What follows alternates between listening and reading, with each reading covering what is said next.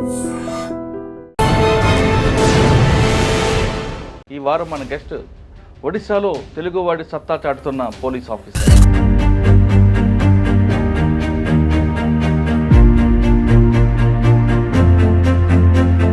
వి గంగాధర్ గారు family background అటువైపు ఎందుకు వెళ్ళారు, సివిల్స్ రాయాలని ఆలోచన ఎందుకు వచ్చింది? మా కాస్ట్లో ప్రొఫెషన్ ఏంటంటే కళ్ళు గీత అండి.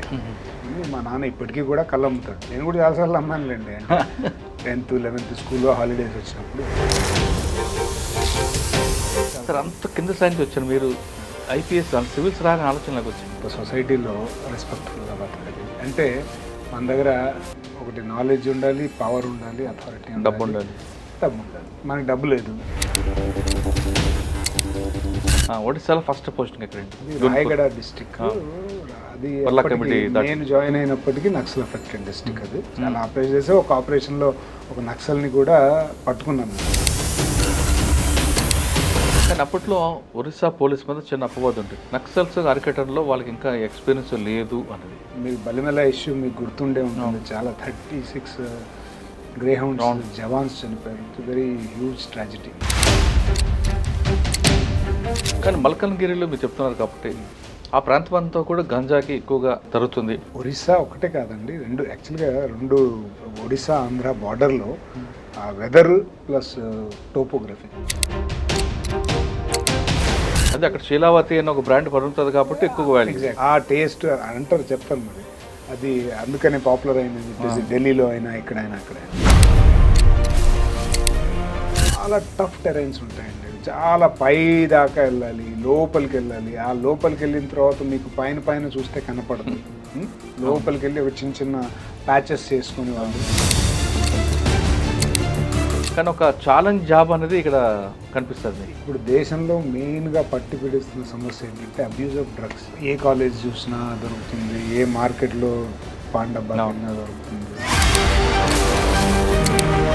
కానీ కొంతమంది ఎక్కువగా సంబల్పూర్లో లిటిగేషన్ పెడుతుంటారు, మనకి ఇబ్బంది రాలేదు అక్కడ. కొంత పశ్చిమ Odisha separate, coastal Odisha separate, కొంచెం సెపరేట్ స్టేట్ టైపులో కూడా డిమాండ్ ఉండేది. చాలా పెద్ద గొడవ చేశారండి. కోర్టు పైన అటాక్ చేశారు. కోర్టు రూమ్లోకి వెళ్ళి డిస్ట్రిక్ట్ జడ్జి పైన పేపర్లు విసిరేశారు, చైర్లు విసిరేశారు. చాలా గొడవ జరిగింది. హనుమాన్ జయంతి టైంలో బైక్ ర్యాలీ చేసేటప్పుడు అండి, హిందూస్ అంతా కూడా ఒక మస్జిద్ ముందు నుంచి వాళ్ళు వెళ్ళాలి. మస్జిద్ పై నుంచి రాళ్ళు పడ్డారు. సార్ సంబల్పూర్లో మీరు చెప్తున్నట్టుగా లిటికేట్ ఒక అమ్మాయి మీ ఆఫీసులకు వచ్చి ఏం చేసిందండి? అది main all criminals have some kind of personality disorder. Personality disorder ఉంటేనే క్రైమ్స్ చేస్తారు.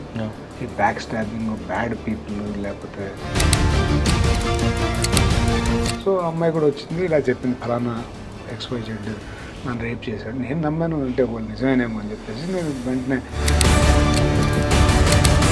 నా పైన అలిగేషన్ మొదలుపెట్టి నేను డబ్బు తీసుకొని అవతల పార్టీకి సపోర్ట్ చేశాను. మిగతా స్టేట్లో కంపేర్ చేసుకుంటే ఒడిశాలో పోలీస్ పోస్టింగ్ అన్నీ కూడా కంప్లీట్ ప్యూర్లీ ఆఫీసర్ పోస్టింగ్లు ఉంటాయి.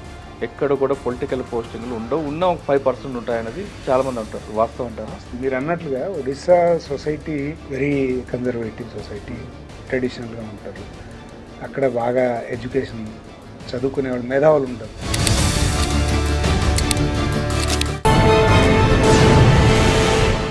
Welcome to 499 of crime diaries. ఈ వారం మన గెస్ట్ ఒడిశాలో తెలుగువాడి సత్తా చాటుతున్న పోలీస్ ఆఫీసర్. పేరు B Gangadhar garu, IPS, superintendent of police, headquarters Bhubaneswar, Odisha. Gangadhar garu ఆంధ్రప్రదేశ్లో కర్నూలు జిల్లాలో పుట్టి ప్రస్తుతం ఒడిశాలో పనిచేస్తున్నారు. ఒడిశాలో దాదాపు 6 జిల్లాలో పనిచేసిన ఆయన నక్సల్స్ ప్రభావిత ప్రాంతాల్లో తనకంటూ ఒక మార్క్ వేసుకుని వచ్చారు. ప్రస్తుతం పోలీస్ హెడ్ క్వార్టర్స్లో పనిచేస్తున్న ఆయన police uniform by passion, by choice వేసుకున్న విషయంతో పాటు ఒడిశాలో క్రైమ్ రేట్ ఎలా ఉంటుంది, ఒడిశాలో క్రైమ్ రేటు ఎక్కువగా క్రైమ్ ఎగ్నిస్ట్ ఉమెన్ ఉన్న ప్రధాన కారణం ఏంటి, అదేవిధంగా నక్సల్స్ ప్రభావిత ప్రాంతాల్లో ఒడిశా వెనకబడి ఉన్న కారణం ఏంటి, ఈ 2 అంశాలతో పాటు ఒడిశా రాష్ట్రంలో పోలీసింగ్ అనేది చాలా స్వేచ్ఛగా పనిచేస్తుంటుంది. ఏ పోలీస్ అధికారులకు కూడా పొలిటికల్ అధికారులకి వాళ్ళకి తల ఒగ్గి పనిచేయరనేది ఒక నానుడు ఉంది. దానికి ప్రధాన కారణం ఏంటి విషయాన్ని సార్ నడి తెలుసుకున్నాం. సార్ నమస్తే అండి. నమస్తే. బి గంగాధర్ గారు Vattula Gangadhar garu, IPS superintendent of police, headquarters Bhubaneswar. Sir, Orissa అనగానే ఒకప్పుడు నక్సల్ ప్రభావిత, ఇప్పుడిప్పుడు బాగా అది కంట్రోల్ అవుతుంది. కానీ ఒరిస్సా తీసుకుంటే మొత్తం భౌగోళిక పరిస్థితి తీసుకుంటే మంచిగా టూరిస్ట్ ప్లేస్ ఉంటుంది, రకరకాల చాలా విషయాల్లో తీసుకుంటే మనకు బాగుంటుంది. మంచి టూరిస్ట్ మన బన్నిమల కానీ ఇంకొక చాలా ప్రాంతాలు తీసుకుంటాం. అదేవిధంగా మినరల్స్ ఎక్కువ కనిపిస్తాయి. కానీ ఎడ్యుకేటెడ్ కూడా అదే ఉంటారు. కానీ ఎక్కువ పబ్లిక్ కూడా ఆర్భాటాలకి, గోల్డ్కి దానికి పోకుండా చక్కగా చదువుకుంటూ దానికి ఎక్కువ ప్రాక్టీస్ ఉంటారు. అంటే వాళ్ళంతా సాంప్రదాయబద్ధంగా ఉన్న కల్చర్ కనిపిస్తుంటుంది ఒరిస్సాలో. అంత కల్చర్ అవుతున్న డెవలప్మెంట్లో ఈ మావోయిస్ట్ ప్రభావిత ప్రాంతాల్లో ఎందుకు ప్రభుత్వం ఇంకా పట్టు సాధించలేకపోతుంది? కొన్ని ప్రాంతాలు తీసుకుంటే మయూర్భంజ్ కానీ, కల్హండి కానీ, కొన్ని ప్రాంతాలు తీసుకుంటే కోరాపుట్ అటువంటి ప్రాంతాల్లో పర్టికులర్గా క్రైమ్ ఎగ్నిస్ట్ ఉమెన్ ప్రధానంగా పెరగడానికి కారణం ఏంటనుకోవచ్చు? మీకు ఇందాక క్వశ్చన్ చేసినట్లుగా పొలిటికల్ ఇంటర్ఫరెన్స్ ఎంత ఉంటుంది? ఆఫీసర్ పోస్టింగ్లు ఉంటాయా, పొలిటికల్ పోస్టింగ్లు ఉంటాయండి? మీరు అన్నది కరెక్టేనండి. ఒడిస్సాలో సరే, ఈ మూడు చెప్పే ముందు బి గంగాధర్ గారు ఫ్యామిలీ బ్యాక్గ్రౌండ్ అటువైపు ఎందుకు వెళ్ళారు? సివిల్స్ రాయాలని ఆలోచన ఎందుకు వచ్చింది? మాది కర్నూలు జిల్లా అండి. మా నాన్నగారు యాక్చువల్గా కర్నూలు జిల్లాలో మాది శ్రీశైలం లెఫ్ట్ కెనాల్ కింద ముంపు గ్రామం అండి. అవునా, ఓకే.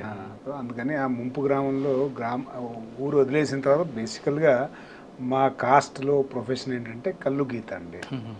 అందుకని మా నాన్న వాళ్ళు, మా జేజ్ నాయన వాళ్ళంతా కూడా వ్యవసాయం చేసేవాళ్ళు బేసికల్గా. ముంపు అయిన తర్వాత వీళ్ళు కుల వృత్తిని తీసుకొని, మా నాన్న ఇప్పటికీ కూడా కళ్ళు అమ్ముతాడు, కల్లు గీత కార్మికుడు. ఇప్పుడు కూడా అవునా? ఇప్పుడు కూడా. సో అంటే ఆ వృత్తిని ఆయన గౌరవిస్తున్నారు అంతే. అంతే, ఇప్పటికీ ఆయన అదే అమ్ముతాడండి. అసలు ఆయన గౌరవిస్తున్నారు, మీరు కూడా చెప్పుకుంటున్నారు గర్వంగా. అది గర్వమే ఉంది, ఉన్న విషయం అది. తప్పేం కాదండి, అది కుల వృత్తి అంతే. ఇప్పుడు కల్లు గీత కార్మికుడు ఆయనేం పెద్దగా చదువుకోలేదు, మా అమ్మ కూడా పెద్దగా చదువుకోలేదు. సో ఇప్పటికీ కళ్ళు దుకాణం ఉంది మాకు. కళ్ళు అంగడి అంటే సొంత అంగడి కాదు, he's working for somebody else. ఇంకా ఆయన్ని తీస్తుంటారా, అమ్ముతుంటారండి? అమ్ముతుంటారండి. తీస్తారు, అమ్ముతారు కూడా. తీస్తారు, అమ్ముతారు కూడా. తీస్తారు, అమ్ముతారు కూడా. ఓకే. ఇప్పుడు కూడా నేను కూడా చాలాసార్లు అమ్మానులేండి. అంటే 10th, 11th స్కూల్లో హాలిడేస్ వచ్చినప్పుడు నేను కూడా చాలా. సార్, అంత కింద సైన్స్ వచ్చాను మీరు, ఐపీఎస్ అంటే సివిల్స్ రాని ఆలోచన నాకు వచ్చిందండి. నేను నవోదయ విద్యాలయాల్లో చదువుకున్నానండి. మీకు అక్కడ ఫౌండేషన్. సో కొంచెం అక్కడ టీచర్స్ వాళ్ళంతా కూడా ఎంకరేజ్ చేసేవాళ్ళు, మనకి ఎక్కువ మంచి గోల్స్ ఉండాలని చెప్పేసి. సో అలాగే మన ఎన్వైరన్మెంట్ బాగా ఉంటే మనం కూడా అలాగే. అందుకని చిన్నప్పుడల్లా కూడా అనుకునేవాళ్ళం, మేము ఎప్పుడైనా చేస్తే ఐఏఎస్ అవ్వాలి, ఐపీఎస్ అవ్వాలి అని అనుకునేవాళ్ళం. నేను అనుకునేవాడిని, అట్లీస్ట్ అనుకునేవాడిని. కానీ ఎలా అవ్వాలో ఏంటో అప్పుడైతే తెలీదు. బయటకు వచ్చాక నేను కొంచెం నా గ్రాడ్యుయేషన్ కూడా కొంచెం అంత సాఫీగా జరగలేదు. +2 దాకా నవోదయలో చదివానండి. +2 నుంచి బయటకు వచ్చేసాక నేను నా గ్రాడ్యుయేషన్ కంప్లీట్ అవ్వడానికి నాకు ఒక 6 years పట్టింది. అంటే మధ్యలో 1 year, థ్యాంక్స్ అండి, ఓకే, ఒక 1 year సొంతంగా నేను ఎంసెట్కి ప్రిపేర్ అయ్యాను. బైపీసీ అండి. నేను డాక్టర్ అవ్వాలని, యాక్చువల్గా ఇనీషియల్ టార్గెట్ ఆబ్జెక్టివ్ ఏంటి, డాక్టర్ అవ్వాలని. చాలా ఎక్కువ అంబిషియస్గా ఉండేవాళ్ళం, డాక్టర్ అవ్వాలి అని చెప్పేసి. అది ఓన్గా ప్రిపేర్ అయ్యాము, రాసాము, అవ్వాల. తర్వాత నేను I have worked for in many places. అంటే ఇనీషియల్గా స్కూల్లో టీచర్గా పనిచేశాను చిన్నపిల్లలకి. అంటే +2 కదా అప్పుడు, చిన్నపిల్లలకి స్కూల్లో టీచర్గా పనిచేశాను. 7th, 8th వాళ్ళకి చెప్పాను. మామూలుగా స్కూల్లో, హైదరాబాద్ స్కూళ్ళలోనే హోమ్ ట్యూషన్స్ చెప్పాను. అలా ఒక 1 year పనిచేశాను. తర్వాత మళ్ళీ కాల్ సెంటర్లో పనిచేశాను, సేల్స్ మెన్గా పనిచేశాను. ఇట్లా రకరకాలుగా చేశాను. ఇదంతా చేసేసరికి నేను గ్రాడ్యుయేషన్ కంప్లీట్ అవ్వడానికి ఇలా 6 years పట్టింది బేసికల్గా.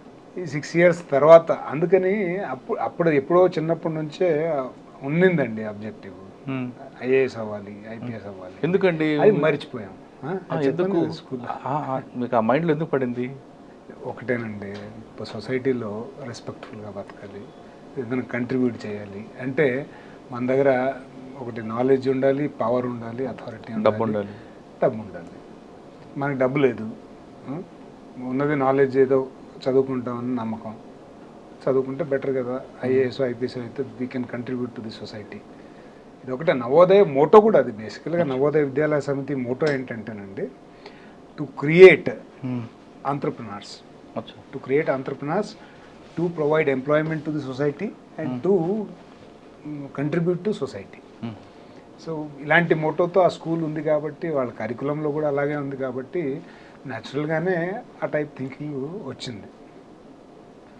అలాగండి. అంటే 6 సంవత్సరాలు నేను ఇలా పనిచేస్తూ చదువుకోవటం వల్ల నాకు 6 years పట్టిందండి గ్రాడ్యుయేషన్. అంటే మొదట్లో నేను అసలు జాయిన్ అవ్వలేదు.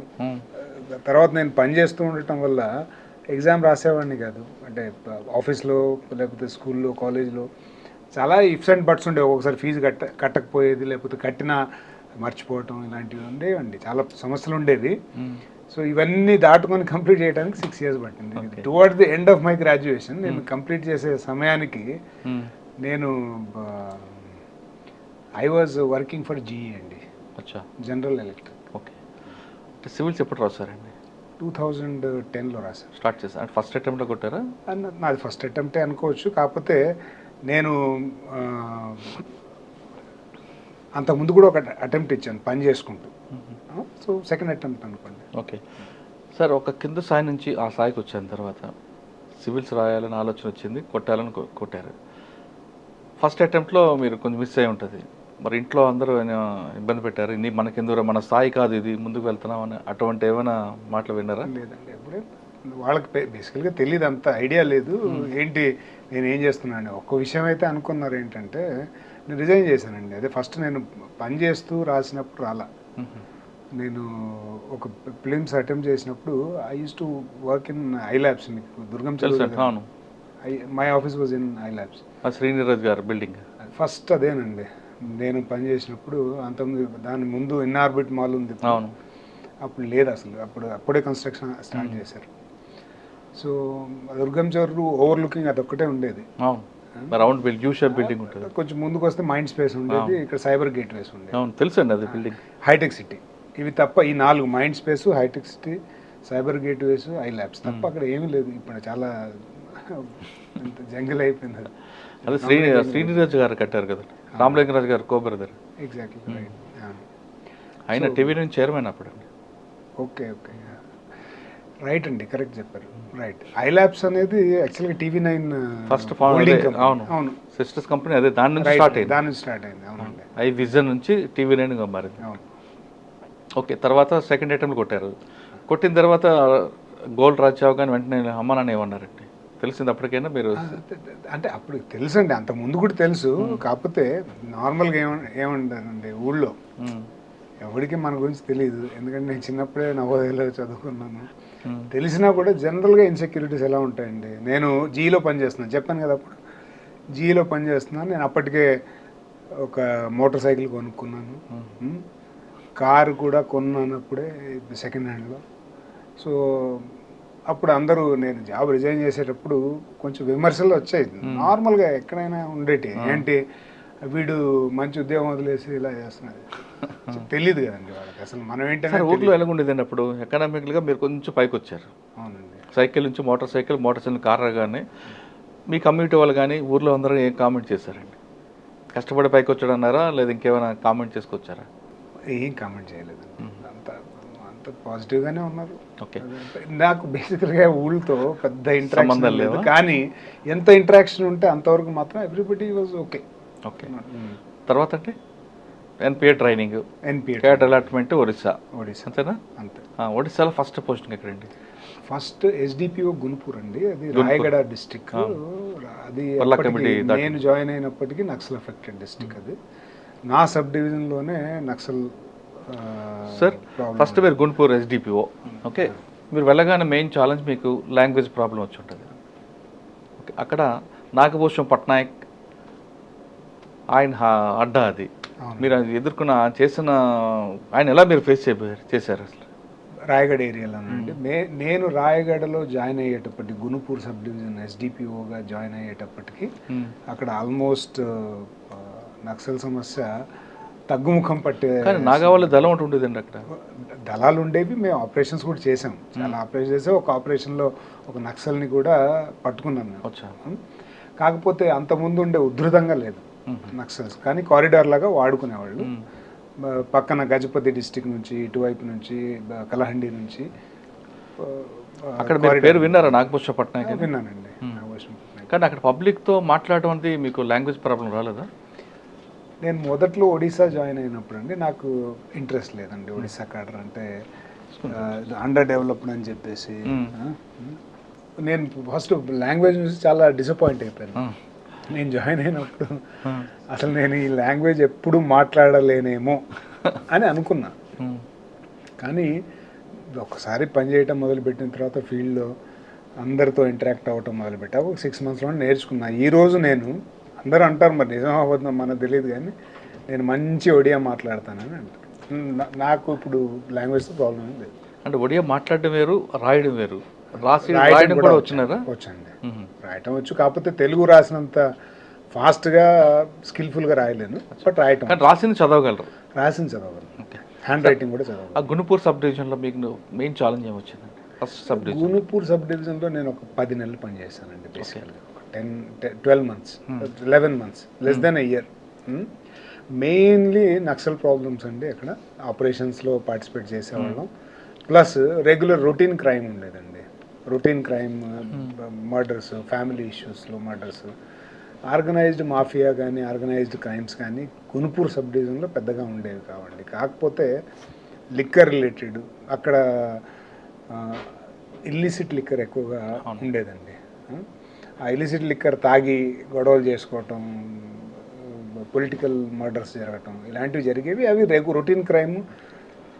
నార్మల్గా ఈ క్రైమ్ ఫర్ గెయిన్లో కానీ విమెన్ విషయంలో కానీ మోటివ్ క్లియర్గా ఉంటుంది, తెలిసిపోతుందండి. కానీ గుణపూర్ సబ్ డివిజన్లో ఎక్కువగా 174 ఉండేవండి. ఏది భర్త వచ్చి భార్యని తిట్టిన చిన్న చిన్న ఇష్యూస్కే వాళ్ళు సూసైడ్ చేసుకునేవారు. పురుగుల మంది తాగవో లేదంటే చిట్ గ్యాంగ్ చేస్తారు. అటువంటి కేసులను మీరు ఐడెంటిఫై చేశారా? అంటే కాజ్ ఆఫ్ డెత్ అండ్ ప్రతి దానికి ఒక రీజన్ కనిపిస్తుంటుంది. అవునండి, చాలా చూశానండి. నేను ఎస్డిపిఓగా ఉన్నప్పుడు చాలా సూసైడ్లు చూశాను, చాలా మర్డర్లు చూశాను.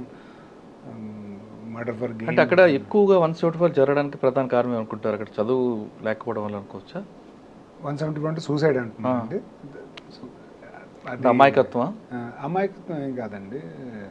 అంటే ఎక్కువగా చేతబడులు వీళ్ళు నమ్ముతుంటారు కదా నా ప్రాంతం. ఎక్కువ చేతబడులు ఉంటారండి అన్ని చోట్ల ఉన్నట్లుగానే ఒడిశాలో కూడా ఉన్నారు. రాయగడలో మీరు చెప్పారు మయూర్భంజ్ అని, మయూర్భంజ్ ఇలాంటి చోట్ల చేతబడుల్ని నమ్ముతారు.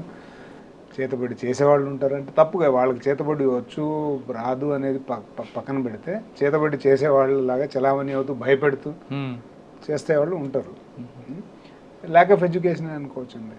అచ్చా, గుణపూర్ తర్వాత అంటే గుణపూర్ తర్వాత నన్ను డైరెక్ట్గా ఎస్పీ చేశారండి. మామూలుగా అడిషనల్ ఎస్పీ చేస్తారు, ఓఎస్డీ ఉంటుంది కదా, ఓఎస్డీ ఉంటుంది లేదా అడిషనల్ ఎస్పీ ఉంటుంది. నన్ను డైరెక్ట్గా ఎస్పీ చేశారు.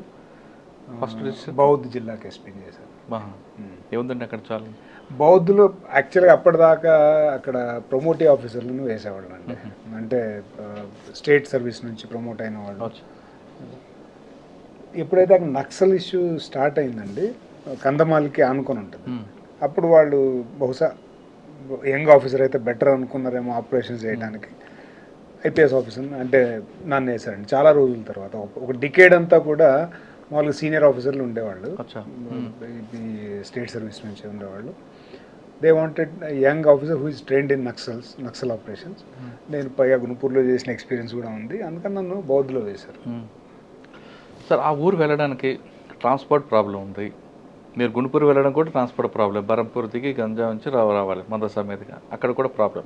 ఎలా ఫేస్ చేశారండి? నేను ఒడిశాలో జాయిన్ అయ్యేటప్పటికండి రోడ్ కనెక్టివిటీ బాగుంది. బౌద్ధ్కి వెళ్ళడానికి ఇప్పుడు నేను గుణపూర్ నుంచి బౌద్ధ్కి రావడానికి ఎటువంటి సమస్య లేదు, మంచి రోడ్లు ఉన్నాయి. ఇప్పుడు కదా, అప్పుడు నేను జాయిన్ అయినప్పుడు కూడా రోడ్లు బాగుంది. రోడ్డు ఉందా? ఓకే. కానీ ఇంకొక ప్రాబ్లం ఉంటుందండి. మీరు కర్నూలు, రాయలసీమ మంచి కారం ఫుడ్ అలవాటు పడ్డాయి మీకు. అక్కడ అంతా స్వీట్ ఉంటుంది. ఒడిశాలో పప్పులో కూడా వాళ్ళు పంచదార వేస్తారు. కరెక్ట్. పూరీలో జిలేబీ ఉంటుంది. మీరు ఎలాగా దాన్ని అడ్జస్ట్ చేశారు? ఇంట్లో మన కుక్సే ఉంటారు కదండి, వాళ్ళకి చెప్తే యాక్చువల్గా అదేనండి. ఒక గుర్రపు గుంపులో గాడిదని పెడితే కొద్ది రోజులకి అది ఏమవుతుంది, అది కూడా గుర్రంలాగే బిహేవ్ చేయటం, అది పరిగెడుతుంటుంది, అది అరుస్తుంది. అలాగా నేను కూడా వాళ్ళలో జాయిన్ అయిన తర్వాత నేను కూడా అలాగే తింటాం అలవాటు అయిపోయింది. పొద్దున్న పూరి, వాళ్ళు రసగుల్లా. మనం ఇప్పుడు వాళ్ళకి ఇడ్లీ మాకు స్టాఫ్ ఉండేవాళ్ళు కదండి, వాళ్ళకి ఇడ్లీ చేయటం నేర్పించిన, లేకపోతే పూరి చేయడం నేర్పించిన, ఆల్మోస్ట్ బాగానే చేస్తారు మనకి ఎలా కావాలంటే అలాగా. కానీ ఇనిషియల్గా మనం ఎలా చెప్పినా సరే వాళ్ళ స్టైల్లోనే చేస్తారు. అడ్జస్ట్ అయిపోయింది. అవును సార్. మీ ఫస్ట్ డిస్ట్రిక్ట్లో మీకు మెయిన్ ఛాలెంజ్ ఏంటి, దాన్ని ఎలా ఓవర్కమ్ చేశారు? మెయిన్ నక్సల్ ఇష్యూస్ అండి. నక్సల్ ఇష్యూస్ అది daily it was a very enjoyable job అండి బేసికల్గా. ఎందుకంటే సోర్సెస్ డెవలప్ చేసుకుంటారు మీరు. నేను పర్సనల్గా అందరూ ఆల్మోస్ట్ పర్సనల్గా వెళ్ళి సోర్సెస్ క్రియేషన్, సోర్సెస్ తోటి మాట్లాడటం, ఒక స్ట్రాటజీ దాన్ని డెవలప్ చేసుకోవటం, అది స్టెల్దీగా చేయాలి, కాన్ఫిడెన్షియల్గా చేయాలి. ఒకళ్ళు ఎక్స్పోజ్ అయిపోయారంటే వాళ్ళ లైఫ్కి థ్రెట్ ఉంటుంది. మనం ప్రొటెక్షన్ ప్రతిసారి ఇవ్వలేము. సో అలా నేను పర్సనల్గా వెళ్ళేవాడిని ఫీల్డ్లోకి, సివిల్స్లో వెళ్ళేవాడిని, తలపాగా కట్టుకొని మోటార్ సైకిళ్ళలో, అలా ట్రాన్స్పోర్ట్ వెహికల్స్లో అలా తిరిగేసి వాళ్ళతో కలిసి చాలా సోర్సెస్ డెవలప్. అప్పుడే స్టార్ట్ అవుతుందండి నక్సల్ ఇష్యూ అక్కడ. So actually I enjoyed a lot in my first district. ఉండేదంటే అక్కడ we used to launch at least 10 to 15 operations in a month. 10 to 15 operations in a month is a very big number. Okay. కానీ అప్పట్లో Orissa police మీద చిన్న అపవాదం ఉంటుంది, నక్సల్స్ అరికట్టడంలో వాళ్ళకి ఇంకా ఎక్స్పీరియన్స్ లేదు అన్నది. అవునండి, మీరు కరెక్టే చెప్పారు. అప్పుడు ఉన్నింది. ఇప్పుడు గత లాస్ట్ 1 డికేడ్లో మీరు ఇప్పుడు సదరన్ ఒడిశా ఏఓబి బార్డర్ తీసుకున్నారండి, కోరాపుట్, మీకు బలిమెల ఇష్యూ మీకు గుర్తుండే ఉంటుంది. చాలా 36 గ్రేహౌండ్స్ జవాన్స్ చనిపోయారు. It's very huge tragedy. అంత తులసి పహాడ్ అని చెప్పేసి అక్కడ ఉండేదండి. ఇట్స్ ట్రై జంక్షన్ బేసికల్గా, ఛత్తీస్గఢ్, ఆంధ్ర, ఒడిశా. అలాంటి సమస్య ఉండేది ఇప్పుడు స్వాభిమాన ఆంచల్ అని చెప్పేసి మొత్తం ఫ్రీ అయిపోయింది. మాల్కాన్గిరిలో there is no naxal at all. రోడ్లు ఫ్రీగా తిరుగుతున్నారు. ఇప్పుడు మీరు బలిమల వెళ్తే అక్కడ టూరిజం కనిపిస్తుంది, ఇప్పుడు బలిమల వెళ్తే అక్కడ రిసార్ట్ కనిపిస్తుంది. ఎంటైర్ ట్రాన్స్ఫర్మేషన్ జరిగిపోయిందండి. కానీ కట్ ఆఫ్ ఏరియాలో ఉంది కదండి ఇంకా? లేదండి, ఇప్పుడు మల్కాన్గిరిలో అబ్సల్యూట్లీ నో. దానికి స్ట్రాటజీ ఏంటంటేనండి, మీకు అందరికీ తెలుసు ఏంటంటే హోల్డ్, ఆపరేట్, హోల్డ్. ఆపరేషన్స్ చేయాలి, వాళ్ళని బయటికి ఫ్లష్ అవుట్ చేయాలి, హోల్డ్ చేయాలి. సిఓబీస్ అని పెడతారు, మీకు చాలా తెలుసు. అక్కడ సిఏపిఎఫ్లు, సిఆర్పిఎఫ్, బిఎస్ఎఫ్ బేస్ క్యాంపులు ఉంటాయి. ఆ బేస్ క్యాంపులు అన్నీ మల్కాన్గిరిలోను, ఛత్తీస్గఢ్ బార్డర్లోను ఉండటం వల్ల ఇప్పుడు మల్కాన్గిరిలో బేసికల్గా ఒక్క నక్సల్ ఆపరేషన్ కానీ, ఒక సివిలియన్ డెత్ కానీ, ఒక్క నక్సల్ డెత్ కానీ లాస్ట్ 1-2 years నుంచి లేదు. నక్సల్ డెత్ లేదు, క్యాజువల్స్ లేవు అనేది నేను ఒప్పుకుంటా. కానీ వాళ్ళ మూవ్మెంట్ అయితే ఏఓబీలో ఉందనేది వాస్తవం. ఏఓబీలో ఉందండి, మరీ కంప్లీట్గా లేదని అనడానికి లేదు. ఇంతకు ముందు ఏంటంటే వాళ్ళ గైడ్ లాగా ఉండేదండి. ఇప్పుడు వాళ్ళ గైడ్ లేదండి. ఇప్పుడు విలేజర్స్ ఫ్రీగా వెళ్ళగలుగుతున్నారు. ఇంతకుముందు పోలీస్ వెహికల్స్ లైట్ పెట్టుకొని వెళ్ళే పరిస్థితి లేదు. ఇప్పుడు పోలీస్ వెహికల్స్ లైట్ పెట్టుకొని వెళ్తున్నారు, ఫ్రీగా వెళ్తూ వస్తూ ఉన్నారు. ఇంటెలిజెన్స్ ఉంటుంది కదండి, ఇంటెలిజెన్స్ ఏమీ లేదు అక్కడ బేసిక్గా. కానీ మల్కన్గిరిలో మీరు చెప్తున్నారు కాబట్టి ఆ ప్రాంతం అంతా కూడా గంజాకి ఎక్కువగా జరుగుతుంది. ఎక్కడ జరిగినా అంటే తెలంగాణ కానీ మహారాష్ట్ర కానీ ఎక్కడ గంజా దొరికినా మల్కన్గిరి నుంచి వస్తుంది, ట్రూ ఆంధ్ర నుంచి వస్తుంది అనేది వస్తుంటుంది రిపోర్ట్. అది వాస్తవం అంటారా? వాస్తవేనండి. మరి ఎందుకని కంట్రోల్ చేయలేకపోతుంది గంజాను ఒరిస్సా ప్రభుత్వం? ఒరిస్సా ఒకటే కాదండి, యాక్చువల్గా రెండు ఒడిశా ఆంధ్ర బార్డర్లో వెదర్ ప్లస్ టోపోగ్రఫీ. గాంజాకి మంచి eastern ghat hills, cold weather, water, ఈ 2 సోర్సెస్ కావాలి. అదే అక్కడ శీలావతి అని ఒక బ్రాండ్ పడుతుంది కాబట్టి ఎక్కువ వాల్యూ. ఎగ్జాక్ట్లీ ఆ టేస్ట్ అంటారు, చెప్తారు మరి. అది అందుకనే పాపులర్ అయిందని చెప్పేసి ఢిల్లీలో అయినా ఎక్కడైనా అవి చాలా ఇంటీరియర్ అండి. ఇంతకు ముందు అంతా కూడా నక్సల్స్ ప్రభావితం ఎక్కువ ఉండటం వల్ల అక్కడ ఉండే జనాలు కూడా ఎవరైతే ఈ గాంజా వ్యాపారం చేసేవాళ్ళు, గాంజా పండించేవాళ్ళు, వాళ్ళంతా కూడా నక్సల్స్ని వాడుకునేవాళ్ళు. అంటే పోలీసులు అక్కడికి చేరుకుంటే వాళ్ళ ఆర్థిక వనరులు దెబ్బతింటాయి కదా, ఈ గాంజా వ్యాపారం పోతే వాళ్ళకి డబ్బులు రావు. అందుకని చెప్పేసి వాళ్ళు నక్సల్స్ని వాడుకునేవాళ్ళు, నక్సల్స్కి ఇన్ఫర్మేషన్ ఇవ్వటం. ఆ కారణం చేత ఇంటీరియర్గా ఎప్పుడు పోలీసులకి, ఆంధ్ర పోలీసులకు కానీ ఒడిశా పోలీసులకు కానీ గాంజాని అరికట్టాలి అనేది సెకండరీ ఆబ్జెక్టివ్గా ఉండేది. ఫస్ట్ టార్గెట్ వాళ్ళది నక్సలిజం, సెకండ్ టార్గెట్. ఇప్పుడు ఒడిశా సైడ్ ఆల్మోస్ట్ 90% కంట్రోల్ అయ్యిందండి. ఆంధ్ర సైడ్ కూడా పెద్దగా ఏం లేదు.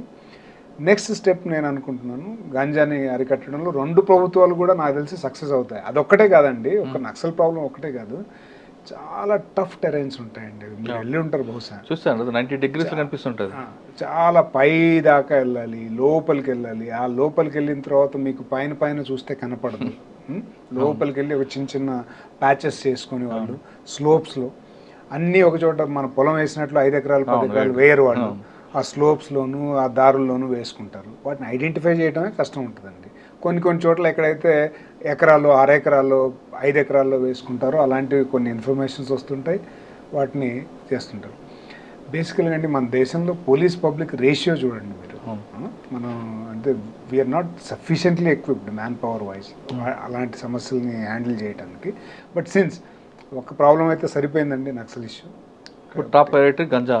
ఇప్పుడు టాప్ ప్రయారిటీ గాంజా లాస్ట్ 3 ఏళ్ళ నుంచి 4 ఏళ్ళ నుంచి Odisha government, Odisha police is the top seizure making organisation in India.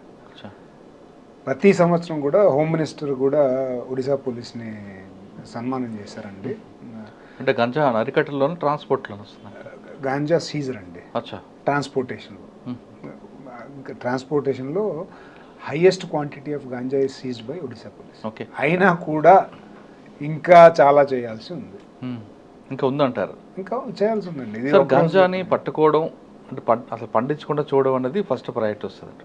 Transport consumer అంటే వేరే విషయం సార్. అక్కడ వాళ్ళకి ఎడ్యుకేట్ చేసి కమర్షియల్ క్రాప్స్ వైపు తీసుకొస్తే కొంత బెటర్ ఉంటుంది కదా. అక్కడ 2 రకాలండి గాంజా పండించే వాళ్ళు, 2 రకాలు. ఒకటి వేరే ఆల్టర్నేట్ లేక అలా తక్కువ మంది వాళ్ళు ఉండే కష్టపడే వాళ్ళు ఎవ్వరూ ఈ పని చేయరండి. డబ్బు ఫ్రీగా కావాలి, ఎక్కువ డబ్బు సంపాదించాలి, కష్టమేం లేకుండా అనుకునే వాళ్ళే. కానీ వాళ్ళకి వచ్చే తక్కువ అండి కదండి, అలా మెయిన్ కిన్ పిన్కి వెళ్తే ఎక్కువ వెళ్తుంటుంది కదా. అలా ఏం లేదండి, వాళ్ళకు కూడా నాకు తెలిసిన రేట్ ఏమిటంటే కిలోకి 1500. ఏ పంటకు 1500 ఇస్తారండి? అచ్చా, పసుపు ఇవన్నీ కదండి, ఇంకా పండొచ్చు కదా. పసుపు అక్కడ పండాలి కదండి, అది ఫారెస్ట్ ల్యాండ్. అక్కడ మీరు పసుపు పసుపు అని కాదు, చాలా ఉన్నాయి కదా, మిల్లెట్స్ ఉన్నాయి. ఇప్పుడు గాంజా పండించేది నాకు ల్యాండ్ అవసరం లేదు, గంజా పండించడానికి కొండల్లోకి వెళ్ళి వేసేసుకుంటే అయిపోతుంది. దానికి కూడా ఎక్కువ ఖర్చు పడక్కలు, వాటర్ ఉంటే చాలు. ఎరువులు కూడా ఈ మధ్యలో గంజా కూడా ఎరువులు వేస్తున్నారు, హైబ్రిడ్. సో కాబట్టి అతి ఆశపడే వాళ్ళు మాత్రమే, క్రిమినల్స్ మాత్రమే మోస్ట్లీ. ఆబ్వియస్లీ దే నో, అది వాళ్ళకందరికీ తెలిసి తప్పని, కానీ ఈజీ మనీ కోసం. కానీ ఒక్కసారి కేసు పడితే దాన్ని ఇంకా బయటకు రావడం కష్టం కదండి అది ఎన్టీపీసీలో. అవునండి, మరి ఎందుకు వాళ్ళకి ఎడ్యుకేట్ లేక కేసులో కోర్టు చుట్టూ తిరగడం కన్నా బెస్టే కదా. ఒక్కసారి కేసు అయిన తర్వాత వాళ్ళు ఒక 6 నెలలు అలాగే జైల్లో ఉంటారండి. తర్వాత మళ్ళీ రిలీజ్ అయ్యేస్తారు, మళ్ళీ అదే పని చేస్తారు. గాంజా ఎన్డీపీఎస్ కేసులో నుండి ప్రూవ్ చేయటం అనేది చాలా కష్టం.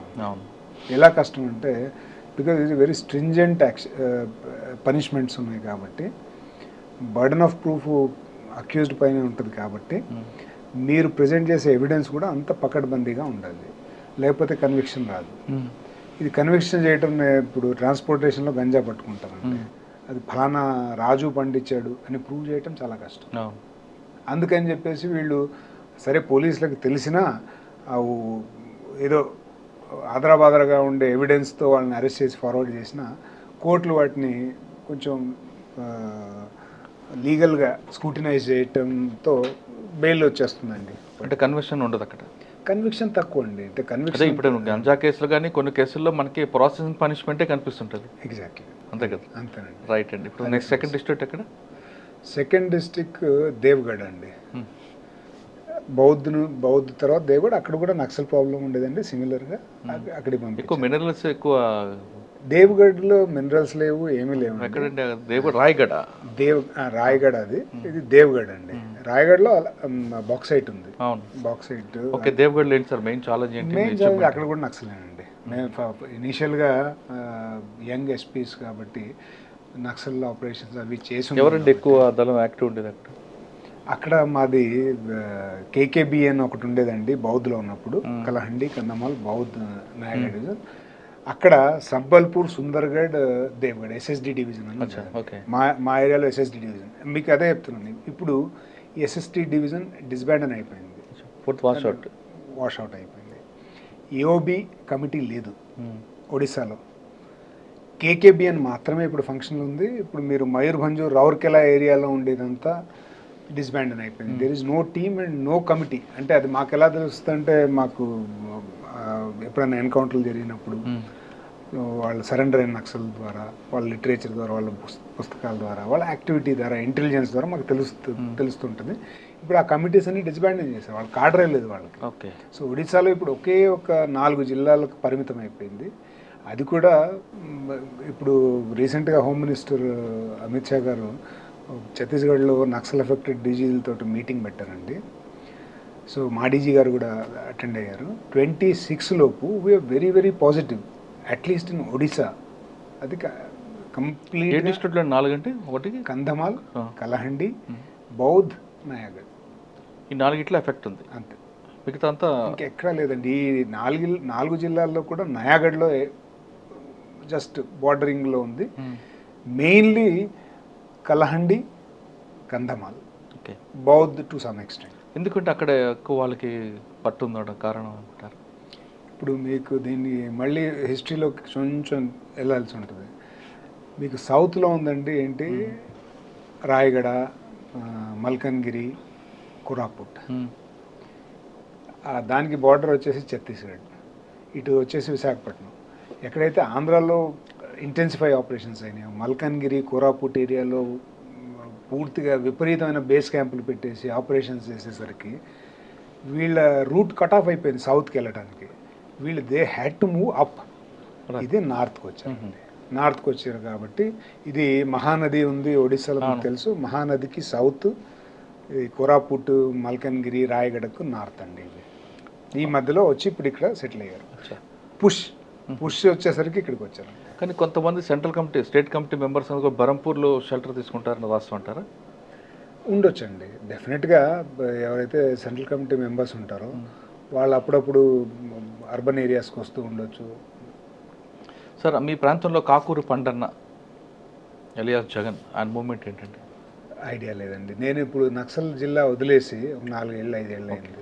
కానీ ఎక్కువగా ఒరిస్సాలో లీడ్ చేసిన తెలుగు పార్టీ ఉంటుందా? నేను కలహండిలో పనిచేసినప్పుడు నాకు పేర్లు అంత స్పష్టంగా గుర్తులేవు. సీసీ మెంబర్స్ 2 ఉండేవాళ్ళు అండి మా జిల్లాలో, తిరిగేవాళ్ళు. మేము చాలా టార్గెట్ చేసాము, ట్రేస్ చేయడానికి వర్కౌట్ అవ్వాలి. ఎవరండి? ఆయన పేరు గుర్తు రావట్లేదండి. ఓకే, ఇద్దరు తెలుగు వాళ్ళేనా? ఇద్దరు తెలుగు వాళ్ళే. చాలా ఓల్డ్ పేరు చదువు సీసీ. చాలా పేర్లు మీరు చెప్తే నాకు గుర్తొచ్చేస్తుంది. Very very important leaders. వాళ్ళు కలహండిలో షెల్టర్ తీసుకునేవాళ్ళు. ఓకే. సో తెలుగు వాళ్ళే. ఇప్పుడు మీ brain from Andhra, cadre from Chhattisgarh, money from Odisha. ఇది జనరల్గా నక్సల్స్ పార్టీలో. అక్కడ మీరు చూస్తున్న 4 జిల్లాలో ఎక్కువ ఎఫెక్ట్ ఉండదు. సెంట్రల్ కమిటీలో తెలుగు వాళ్ళు ఉన్నారు. మీరు చెప్తున్నట్లుగా లీడ్ చేసే వాళ్ళంతా ఒక కింద బరువులు మోసే వాళ్ళంతా కూడా ఒడిశా వాళ్ళు కనిపిస్తున్నారు. ఫండింగ్ కూడా అక్కడి నుంచి వస్తుంది. ఒడిశా వాళ్ళు ఫండింగ్ అండి, కాడర్లు ఎవరు లేరు. కదా. ఒడియా వాళ్ళు అక్కడ నక్సలైట్లు ఎవరు లేరు. ఛత్తీస్గఢ్ నుంచి కొద్దిగా, జార్ఖండ్ నుంచి. ఓకే. సో కొంచెం తెలంగాణ, ఆంధ్ర నుంచి కొంతమంది ఉన్నారు, చాలా తక్కువ. అదర్వైజ్ తెలుగు వారు లీడ్ చేస్తున్నారని వాళ్ళ మధ్యన విభేదాలు వచ్చాయంటే వాస్తవం అంటారా? అది నిజమేనండి. అది యాక్చువల్గా నిజం. ఒడియా వాళ్ళు ఇది 90s, late 90s, early 2000s చెప్తున్నానండి. అప్పుడు తెలుగు వాళ్ళ లీడర్షిప్ ఎక్కువ అయిపోయిందని చెప్పేసి మాకు మేమని వాళ్ళ డివిజన్, అది కూడా వాళ్ళ మూవ్మెంట్ కొంచెం వీకెన్ చేసింది.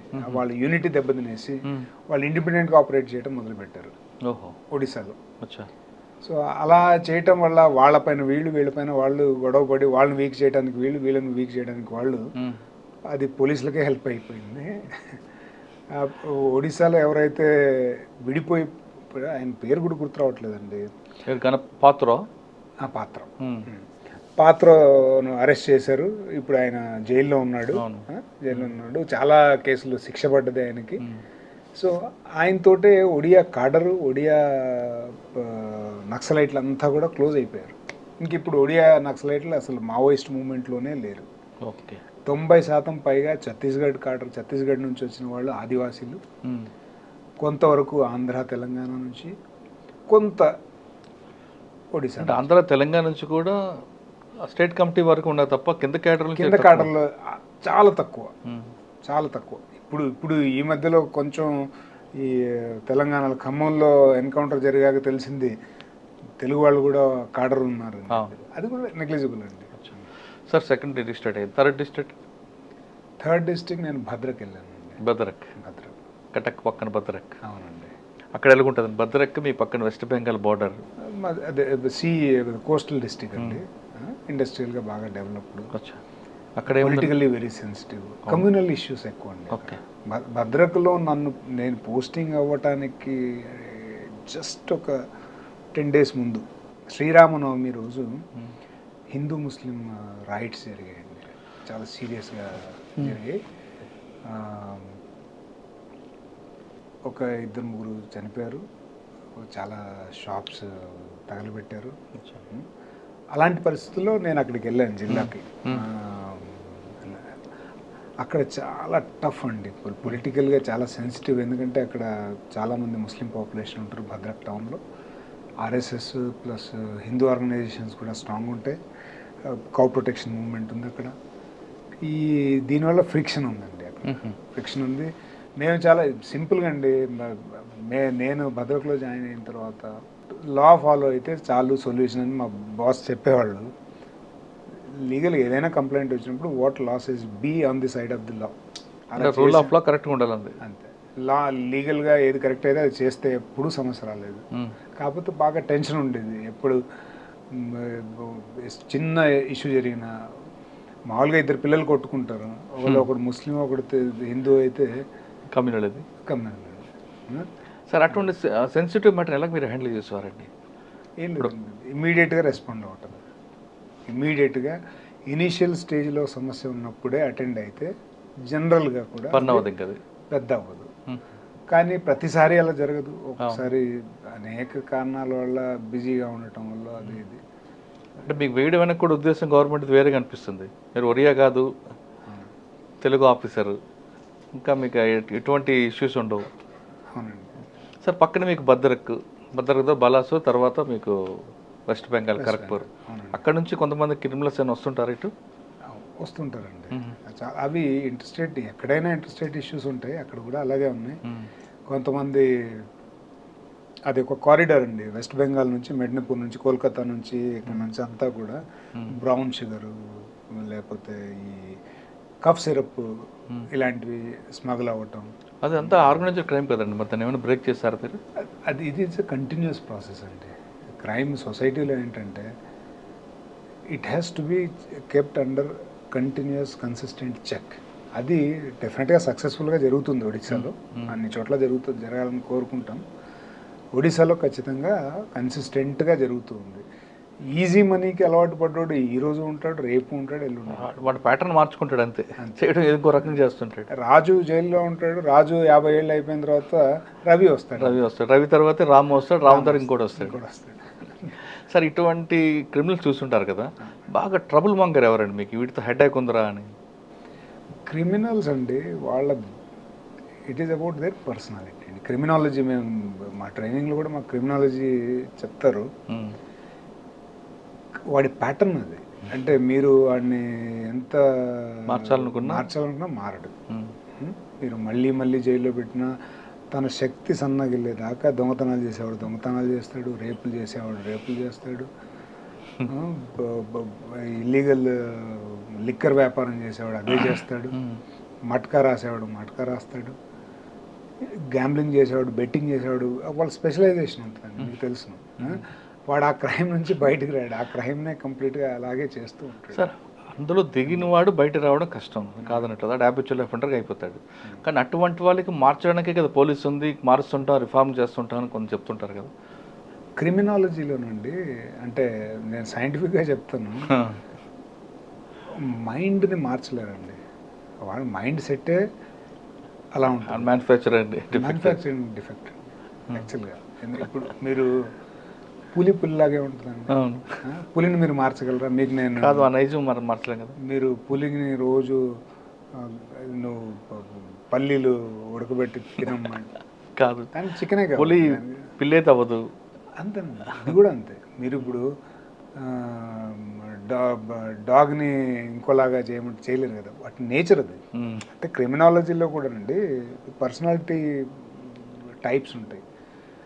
వాళ్ళకి అది చేస్తేనే వాళ్ళకి కిక్ వస్తుంది, అది చేస్తేనే వాళ్ళు సర్వైవ్ అవుతారు, వేరే ఇంకేమి చేయరు వాళ్ళు. వాళ్ళ జీవితం మొత్తం మీరు చూస్తే మీరు చాలా క్రిమినల్ దీనిలో చాలా రిపోర్టర్, మీరు చాలామంది ఇంటర్వ్యూ కూడా చేసి ఉంటారు, తెలిసి ఉంటుంది మీకు, ఆఫీసర్లతో మాట్లాడి ఉంటారు. సార్, సొసైటీలో ఒక వ్యక్తి పుట్టగానే ఏ వ్యక్తి కూడా క్రిమినల్, కలెక్టరు, మంచి చెడ్డ అని ఉంటుంది. ఫ్యామిలీ కానీ ఆ సర్కమ్స్టెన్స్ కానీ సొసైటీ కానీ మారుస్తుంటుంది. మీరు చెప్పిన క్రిమినల్స్ ఒకసారి రూట్స్కి వెళ్తే మనకి ఏమైనా సొల్యూషన్ దొరికే అవకాశం ఉండొచ్చు కదా, వాళ్ళ నైజం మార్చే అవకాశం ఉండొచ్చు కదా, కనీసం వాళ్ళు కాకపోయినా వాళ్ళ నెక్స్ట్ జనరేషన్ మార్చే అవకాశం ఉండొచ్చు కదా. ఇందాక చెప్పిందే మళ్ళీ, పులి పాపం పుట్టంగానే అలా పుట్టేసిందండి, పుట్టంగానే అలా పుట్టేసింది. కానీ మనుషులు అలా కాదు, అందరూ అలాగ ఉంటారు కదండి. మంచివాడు కూడా చెడ్డవాడు అవుతాడు, చెడ్డవాడు కూడా మంచివాడు అవుతాడు కదా.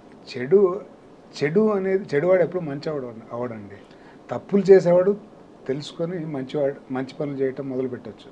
కానీ చెడ్డవాడు అనేవాడు అంటే వాడి మైండ్ సెట్ అలా ఉన్నప్పుడు మార్చడం చాలా కష్టం. మా సొసైటీ ఏం చేస్తుంది అంటేనండి, బేసిక్గా సోషల్ స్ట్రక్చర్స్లో గవర్నమెంట్స్ కానీ పోలీసులు కానీ వీళ్ళు ఏం చేస్తారంటే వాళ్ళు చేసే డ్యామేజ్ని మినిమైజ్ చేస్తారు. వాళ్ళని తీసుకెళ్ళి జైల్లో పెట్టి వాళ్ళని ఎక్స్పోజ్ చేస్తారు. జైల్లో పెట్టడం అంటే ఏంటండి, ఒకసారి దొంగ తెలియనంత వరకు ఫ్రీగా దొంగతనం చేసే అవకాశం ఉంటుంది. ఒకసారి పోలీసులు పట్టుకొని జైలుకి వెళ్ళిన తర్వాత అందరికీ తెలిసిపోద్ది వీడి దొంగ అని. వాడి ఏరియా ఆఫ్ ఆపరేషన్ తగ్గిపోద్ది, అక్కడ దొంగతనాలు చేయడం, ఇంకో చోటుకి వెళ్ళాలి, అది వాడి ఓపుకున్నంత వరకు మళ్ళీ అక్కడ ఎక్స్పోజ్ అవుతాడు.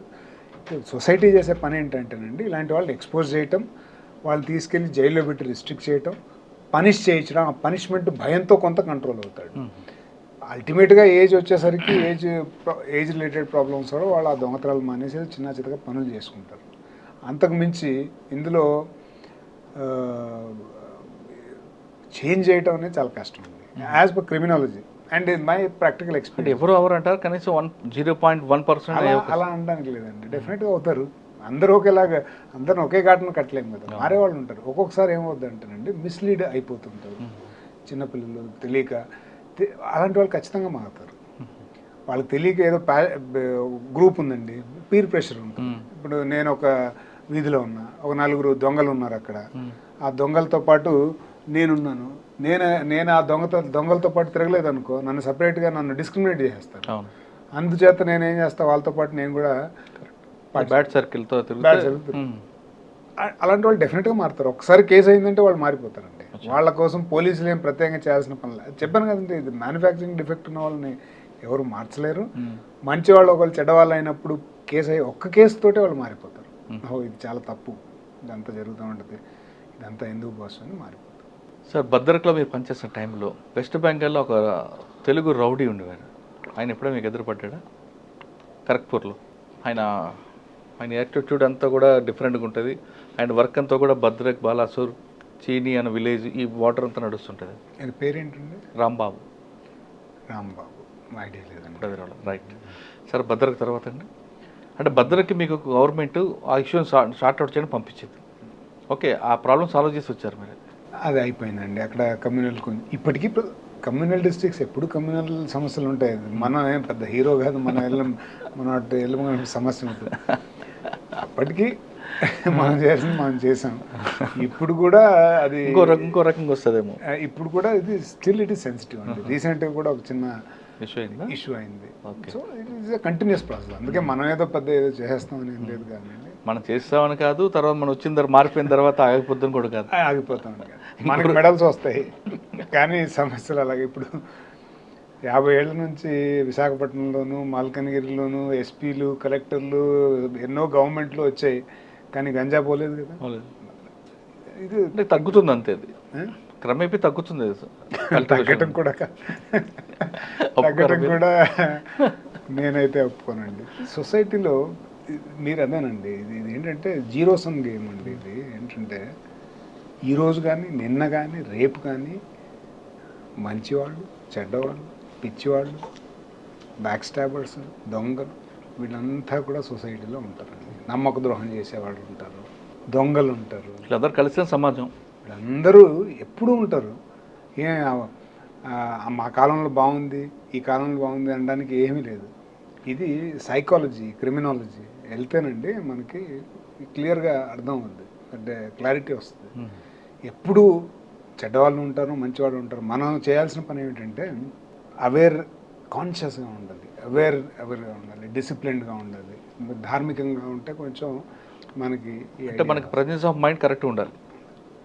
అప్పుడు మనం చెడు వ్యక్తుల నుంచి కానీ చెడు సర్కమ్స్టెన్స్ నుంచి కానీ ప్రభావం లేకుండా ఉండగలం. ఓకే సార్, భద్రక తర్వాత కలహండి అండి. Affected area, most affected area. భద్రకలో నేను ఎస్పీగా చేస్తున్నప్పుడే. సార్ మీరు ఇందాక 4 జిల్లాలు చెప్పారు, అవునండి, కానీ ఇక్కడ నారాయణపూర్ నుండి ఉంటుంది ఛత్తీస్గఢ్లో.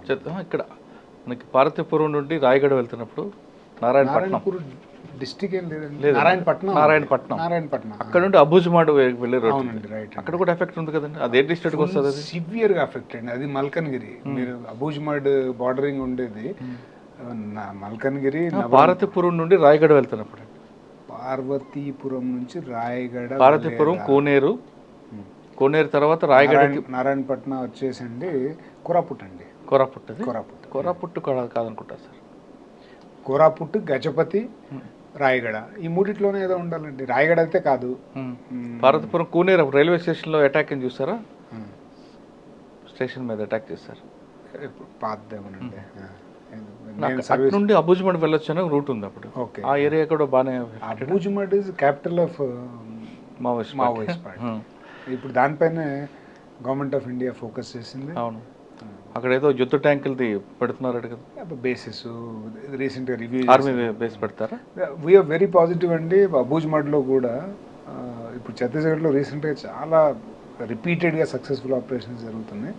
So Naxals will be past history very soon. Government of India చాలా ఫోకస్ చేసింది. ఒడిశా ఆల్రెడీ ఆల్మోస్ట్ నాశనం చేసేసారు నక్సల్ నెట్వర్క్ని. ఆంధ్రాలో తక్కువే, కేవలం ఏఓబిలో కొంచెం ఉంది. తెలంగాణలో ఈ మధ్యలో కొంచెం భద్రాచలం, ఛత్తీస్గఢ్ పాటు. సార్ మీరు నక్సల్స్ జిల్లాలో పనిచేస్తారు కాబట్టి ఆ ఇష్యూని మీరు సోషియో ఎకనామిక్ ప్రాబ్లంగా చూస్తారా, లా అండ్ ఆర్డర్ ఇష్యూగా చూస్తారా? రెండు అండి, లా అండ్ ఆర్డర్ కూడా, సోషియో ఎకనామిక్ కూడా అండి. సోషియో ఎకనామిక్ ఎందుకంటేనండి డిస్పారిటీస్ ఉన్నాయి. డిస్పారిటీస్ ఉన్నప్పటికీ ఎవరైతే బాధపడుతున్నారో ఆ డిస్పారిటీస్ వల్ల, పూర్ రిచ్ డివైడ్ వల్ల, వాళ్ళు ఎవరు ఏది చెప్పినా నమ్మేస్తున్నారు. యాక్చువల్గా అవి కారణాలు కాదు, వాళ్ళ బ్యాక్వర్డ్నెస్ కానీ వాళ్ళ సమస్యలకు కానీ సిస్టమ్నే బూచిగా చూపిస్తున్నారు. ఎవరు? లీడర్షిప్, మావోయిస్ట్ లీడర్షిప్ సిస్టమ్నే బూచిగా చూపిస్తున్నారు. వాళ్ళకి ఎడ్యుకేషన్ లేకపోవటం వల్ల, వాళ్ళకి తెలియకపోవటం వల్ల దాన్ని నమ్మేస్తున్నారు. సో దాన్ని సోషియో ఎకనామిక్ అనుకోవచ్చు, ఎందుకంటే ఈ డిస్పారిటీస్ ఉన్నాయి కాబట్టి వాళ్ళు ఎక్స్ప్లాయిట్ చేస్తున్నారు. వాళ్ళు ఎక్స్ప్లాయిటర్స్, వీళ్ళు ఎక్స్ప్లాయిటెడ్. దోచుకునే వాళ్ళు, దోచబడిన వాళ్ళు ఉన్నారు కాబట్టే ఈ సమస్య ఉంది అని చెప్పొచ్చు. కానీ యాక్చువల్ కారణం అది కాదు. Okay, lack of education. ఇంకోటి, ఇది law and order, pure law and order ఎందుకంటేనండి దే హ్యావ్ నో రూల్స్. వాళ్ళకి పర్సనల్గా ఏదైతే అది అక్కడ ఇన్ఫార్మర్ పేరు మీద చంపేయటం, అక్కడ డెవలప్మెంట్ వర్క్ని ఆపటం, వాళ్ళ పార్టీ ఫండింగ్ సోర్సెస్ కోసం డెవలప్మెంట్ యాక్టివిటీస్ స్టాల్ చేయటం, ఇవన్నీ లా అండ్ ఆర్డర్ ఇష్యూగా చూసుకోవచ్చు. రెండు అని చెప్పచ్చు. It's a combination of both. అచ్చా సరే, కలహండిలో మరి మీరు మేము ఛాలెంజ్ ఆల్రెడీ మావోయిస్ట్దే కనిపిస్తుంది, ఎక్స్ట్రీమిజం. అదేనండి, దాన్ని ఎలా కంట్రోల్ చేసుకోవచ్చు? ఆ తర్వాత అదే ఇప్పుడు సౌత్ నుంచి వచ్చాక కలహండిలో ఇనిషియల్గానండి చాలా ట్రబుల్స్ ఫేస్ చేశారు. ఎందుకంటే నాకంటే ముందు ఉన్న ఎస్పీ అక్కడ చాలా సక్సెస్ఫుల్ ఆపరేషన్స్ అవి ఇవి చేశారు, చాలా సక్సెస్ వచ్చింది. అయినప్పటికీ కూడా జిల్లా was not prepared for such kind of massive influx of Naxals. చాలా, ఎందుకంటే కింద నుంచి వాళ్ళంతా పైకి వచ్చేసారు, కారిడార్ మార్చేటప్పటికి మరి స్క్రాచ్ నుంచి వెరీ ఇదేంటండి కేర్ఫుల్ ప్లానింగ్ ఉంటుందండి. వాళ్ళ రూట్ ఏంటి, ఇయర్స్ ఆఫ్ ఇంటెలిజెన్స్ చూసుకోవాలి, interview of surrendered Naxals, arrested Naxals, వాళ్ళ లిటరేచరు, వాళ్ళ రూట్స్ ఏంటి, ఎవరిని వాళ్ళు టచ్ చేస్తున్నారు, ఏ విలేజెస్ టచ్ చేస్తున్నారు, ఇవన్నీ ఒక ఓవరాల్ ప్లాన్ చేసి లోకల్ ఇంటెలిజెన్స్ ఇన్పుట్స్ తీసుకొని ఎక్కడ వాళ్ళని ప్లగ్ ఇన్ చేయాలి, ఎక్కడ కట్ ఆఫ్ చేయాలి, ఇవన్నీ టెక్నికల్ ప్రొఫెషనల్ ఇష్యూస్ అండి. దాన్ని బట్టి వాళ్ళ రూట్స్ని కట్ ఆఫ్ చేయడానికి సిఓబిలు పెట్టుకుంటాము, బేసులు పెట్టుకుంటాము, అక్కడే ఆపరేషన్స్ కండక్ట్ చేస్తాము. ఇవన్నీ డైనమిక్. మనం ఇక్కడ బేస్ పెట్టి ఇక్కడ ఆపరేషన్ చేస్తే వాళ్ళు రూట్ మార్చేసి అటు వెళ్ళిపోతాం. So you have to be active every day. Sources మీకు యాక్టివ్గా ఉండాలి, పని చేస్తుండాలి, అలర్ట్గా ఉండాలి. మళ్ళీ రూట్ మార్చిన వెంటనే మళ్ళీ again you have to change your strategy plan. ఇవన్నీ చేస్తారండి పోలీసులకి. ఇది రొటీన్ వర్కే. ట్రైన్డ్ అలర్ట్గా ఉండాలి. సో కానీ కలహండిలో ఏమైనా ఇప్పుడు వాళ్ళ అప్పర్ హ్యాండ్ అయిందా?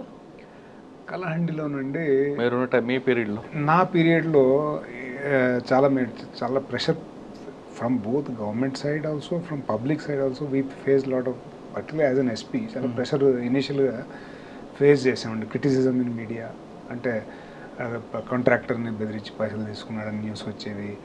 అక్కడ జేసీబీలని తగలబెట్టేవాళ్ళు. ఇవన్నీ జరిగేటప్పటికి అంతా కూడా చాలా ప్రెషర్ ఉండేది పోలీసుల పైన. పోలీసులు ఫెయిల్యూర్, ఏం చేయట్లేదు అని చెప్పేసి. సో అల్టిమేట్గా slowly we have taken upper hand over Naxals. చాలా సక్సెస్ఫుల్ ఎన్కౌంటర్స్ జరిగాయండి. ఎన్ని ఉంటాయండి అరౌండ్ నా పీరియడ్లో నేను 2.5 years ఉన్నానండి. సక్సెస్ఫుల్ అని అంటే కిల్లింగ్ ఎక్కడైతే ఉందో 4 జరిగాయండి. 4 జరిగాయి. ఒక దాంట్లో 5 మంది చనిపోయారు, ఒక దాంట్లో 1 చనిపోయారు. అంటే real exchange of fire. Real exchange of fire. ఇందులో ఏమి బంపింగ్ లేదు, ఏం లేదండి. ట్రూత్ఫుల్గా పక్కా టెక్నాలజీ వాడాం మేము, ఇంటెలిజెన్స్. సార్ మీరు పనిచేసిన ఆ జిల్లాలో ఏరియా డామినేషన్ మీరు తీసుకున్న ప్లాన్ ఏంటంటే?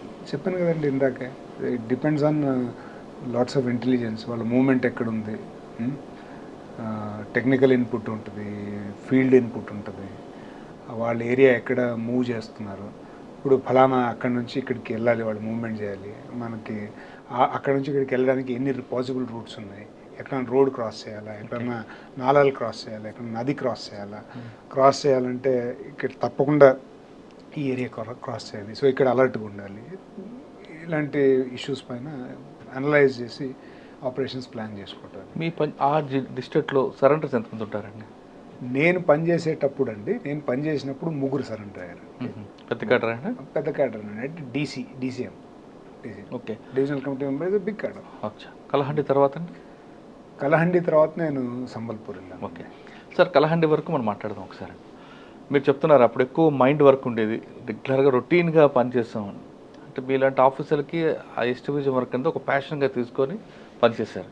ఇప్పుడు క్రమేపీ 2026లో ఆ ప్రాబ్లం సాల్వ్ అయింది అనుకోండి, పోలీస్ ఆఫీసర్కి ఏం పని ఉంటుందండి? ఇంకా చాలా పని ఉందండి. పోలీస్ అంటే రెగ్యులర్ పనులు వేరు, మైండ్ వర్క్తో చేసేది, హ్యూమన్ ఇంటెలిజెన్స్ డెవలప్ చేసేది ఏముంటుందండి?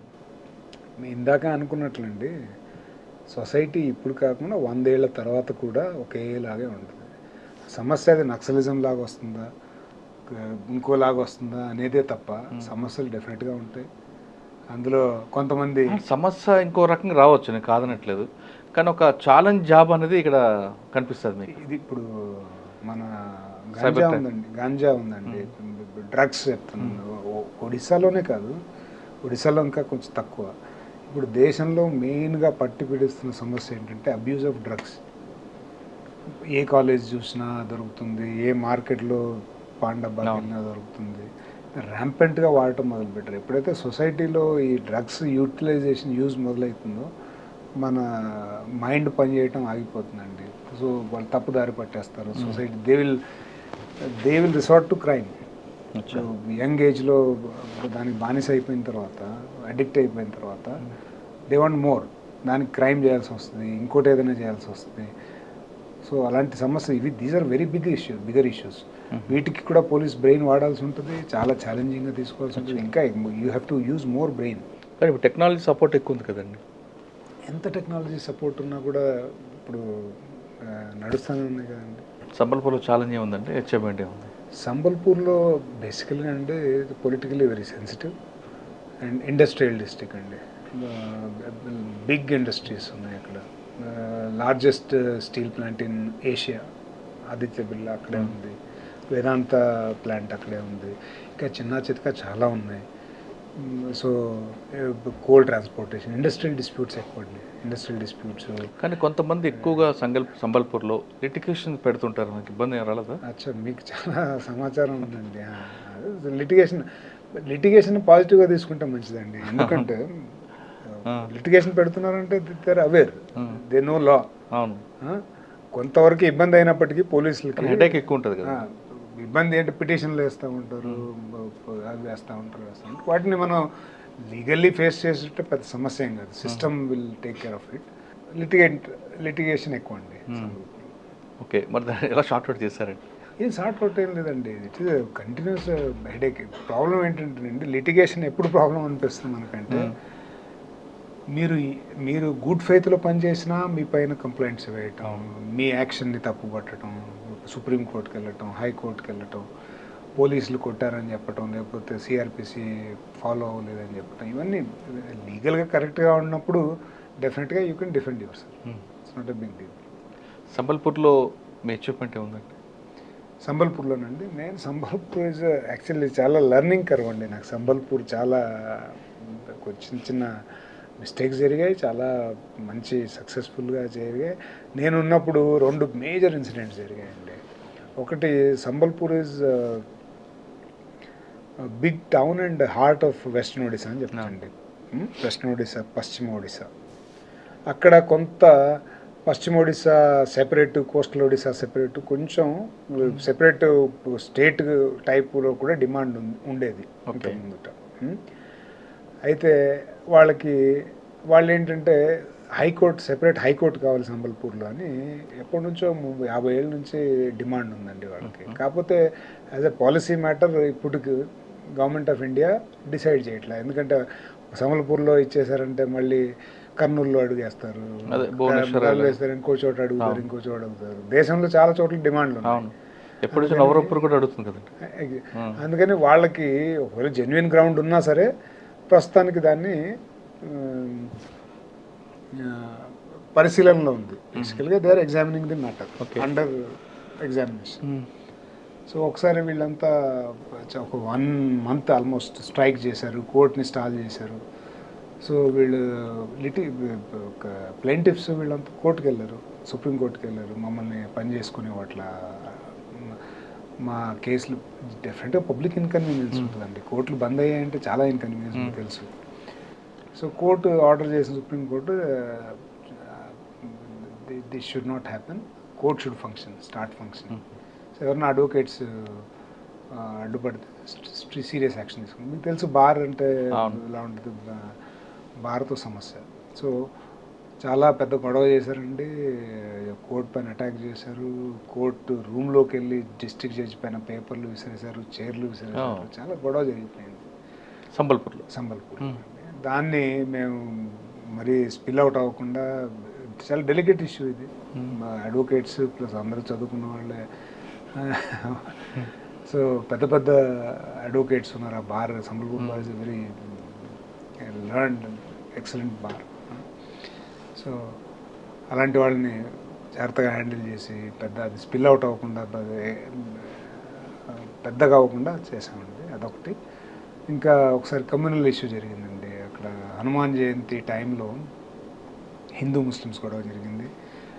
అది చాలా terrific experience. But we have thankfully controlled it. Loss of life ఏమీ జరగల. హనుమాన్ జయంతి టైంలో బైక్ ర్యాలీ చేసేటప్పుడు అండి, హిందూస్ అంతా కూడా ఒక మస్జిద్ ముందు నుంచి వాళ్ళు వెళ్ళాలి. మస్జిద్ పై నుంచి రాళ్ళు పడ్డాయి. ఆ తర్వాత ఇది జరిగిన ఇన్సిడెంట్కి అప్పటికి ఎప్పుడో అది రాళ్ళు పడ్డాయి, చిన్న చిన్న ఇంజరీస్ జరిగాయి. పోలీసులు యాక్షన్ తీసుకున్నారు, కేసు రిజిస్టర్ అయింది. మళ్ళీ 1-2 days తర్వాత హనుమాన్ జయంతి వచ్చింది. ఇది హనుమాన్ జయంతికి ముందు వచ్చే ర్యాలీ. హనుమాన్ జయంతి రోజు ఒక పెద్ద ర్యాలీ రావాలి. వీళ్ళంతా వచ్చి ముస్లిమ్స్ షాప్స్ పైన అటాక్ చేయటం, కాల్చడం, ఇలాంటివన్నీ చేశారు. సో చాలా హెవీ పోలీస్ డిప్లాయ్మెంట్ ఉంది, ఇన్ఫర్మేషన్ ఉంది, అరెస్ట్ చేసాం. అయినా కూడా ఈ కమ్యూనల్ ఇష్యూస్ వాళ్ళు they have determined to take revenge టైప్లో అలా చేశారు. దాంట్లో కూడా లాస్ ఆఫ్ లైఫ్ లేకుండా ప్రాపర్టీ మినిమల్ లాస్ వచ్చేటట్లుగా ఒక పెద్ద ఇన్సిడెంట్ మేము అక్కడ ప్రివెంట్ చేసామండి. అన్ని షాపులు, అలాగే ఒక పెద్ద రెసిడెన్షియల్ కాంప్లెక్స్ కింద అన్ని షాపులు ఉన్నాయి.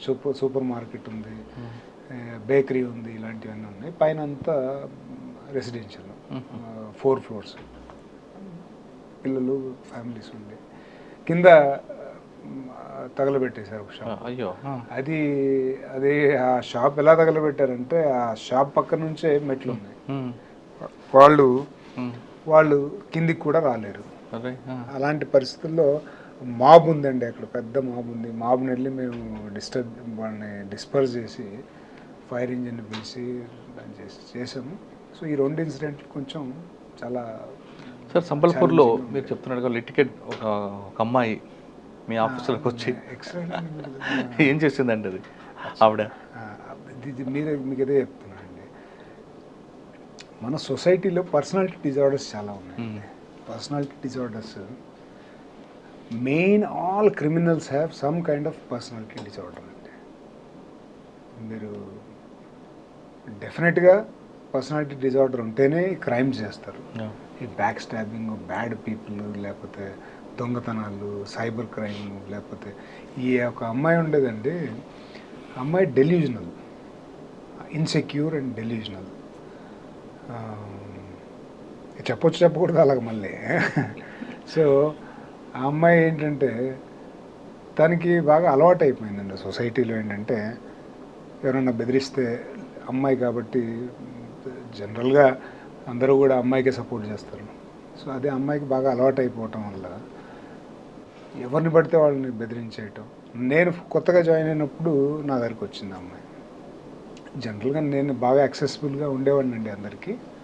సో అమ్మాయి కూడా వచ్చింది, ఇలా చెప్పింది, ఫలానా XYZ నన్ను రేప్ చేశాడు. నేను నమ్మాను, అంటే వాళ్ళు నిజమేనేమో అని చెప్పేసి నేను వెంటనే మా ఆఫీసులను పిలిచి ఏంటి అంటే వాళ్ళు చెప్పారు, సార్ ఇట్లా బ్యాక్గ్రౌండ్ ఉంది, ఈ అమ్మాయి కొంచెం ఇలా చేస్తూ ఉంది, అయినా సరే మళ్ళీ రీఇన్వెస్టిగేట్ చేద్దామని చెప్పేసి ఒక డిఎస్పీకి అసైన్ చేశాను, పర్సనల్గా మానిటర్ చేశాను, సూపర్వైజ్ చేశాను. తర్వాత తెలిసింది ఏంటంటే అమ్మాయి ఫాల్స్ కంప్లైంట్ అంటే అంత ఎవిడెన్స్ లేదని. ఇప్పుడు ఫాల్స్ అని చెప్పడం ఎందుకు మళ్ళీ, అందులో పెద్దగా ఎవిడెన్స్ ఏమీ లేదు కాబట్టి మనం చేయగలిగింది ఏమీ లేదని మనకు తెలిసింది. తెలిసిన తర్వాత ఇప్పుడు నా పైన అలిగేషన్ మొదలు పెట్టినాను. అంటే నేను డబ్బు తీసుకొని అవతల పార్టీకి సపోర్ట్ చేస్తున్నాను అని చెప్పేసి. అట్లా అంటే ఎవరు ఏం చేసినా అమ్మాయికి అలవాటు అయిపోయింది. అంటే సూసైడ్ అటెంప్ట్ చేసుకుంటానని మా ఆఫీస్ ముందర వచ్చి ఇలా చాలా చేసిందండి అమ్మాయి. అంటే అంతవరకు ఫెయిర్గా ఉన్న మీకు ఇటువంటి కేస్ స్టడీ ఎదురైనప్పుడు ఏమైనా హట్ అయ్యారా, లేదంటే పాజిటివ్గా వదిలిపెట్టారా? అసలు ఆ మ్యానుఫ్యాక్చర్ ఎఫెక్ట్ హట్ అవ్వలేదండి. నాకు తెలుసు, నా గురించి అందరికీ తెలుసు.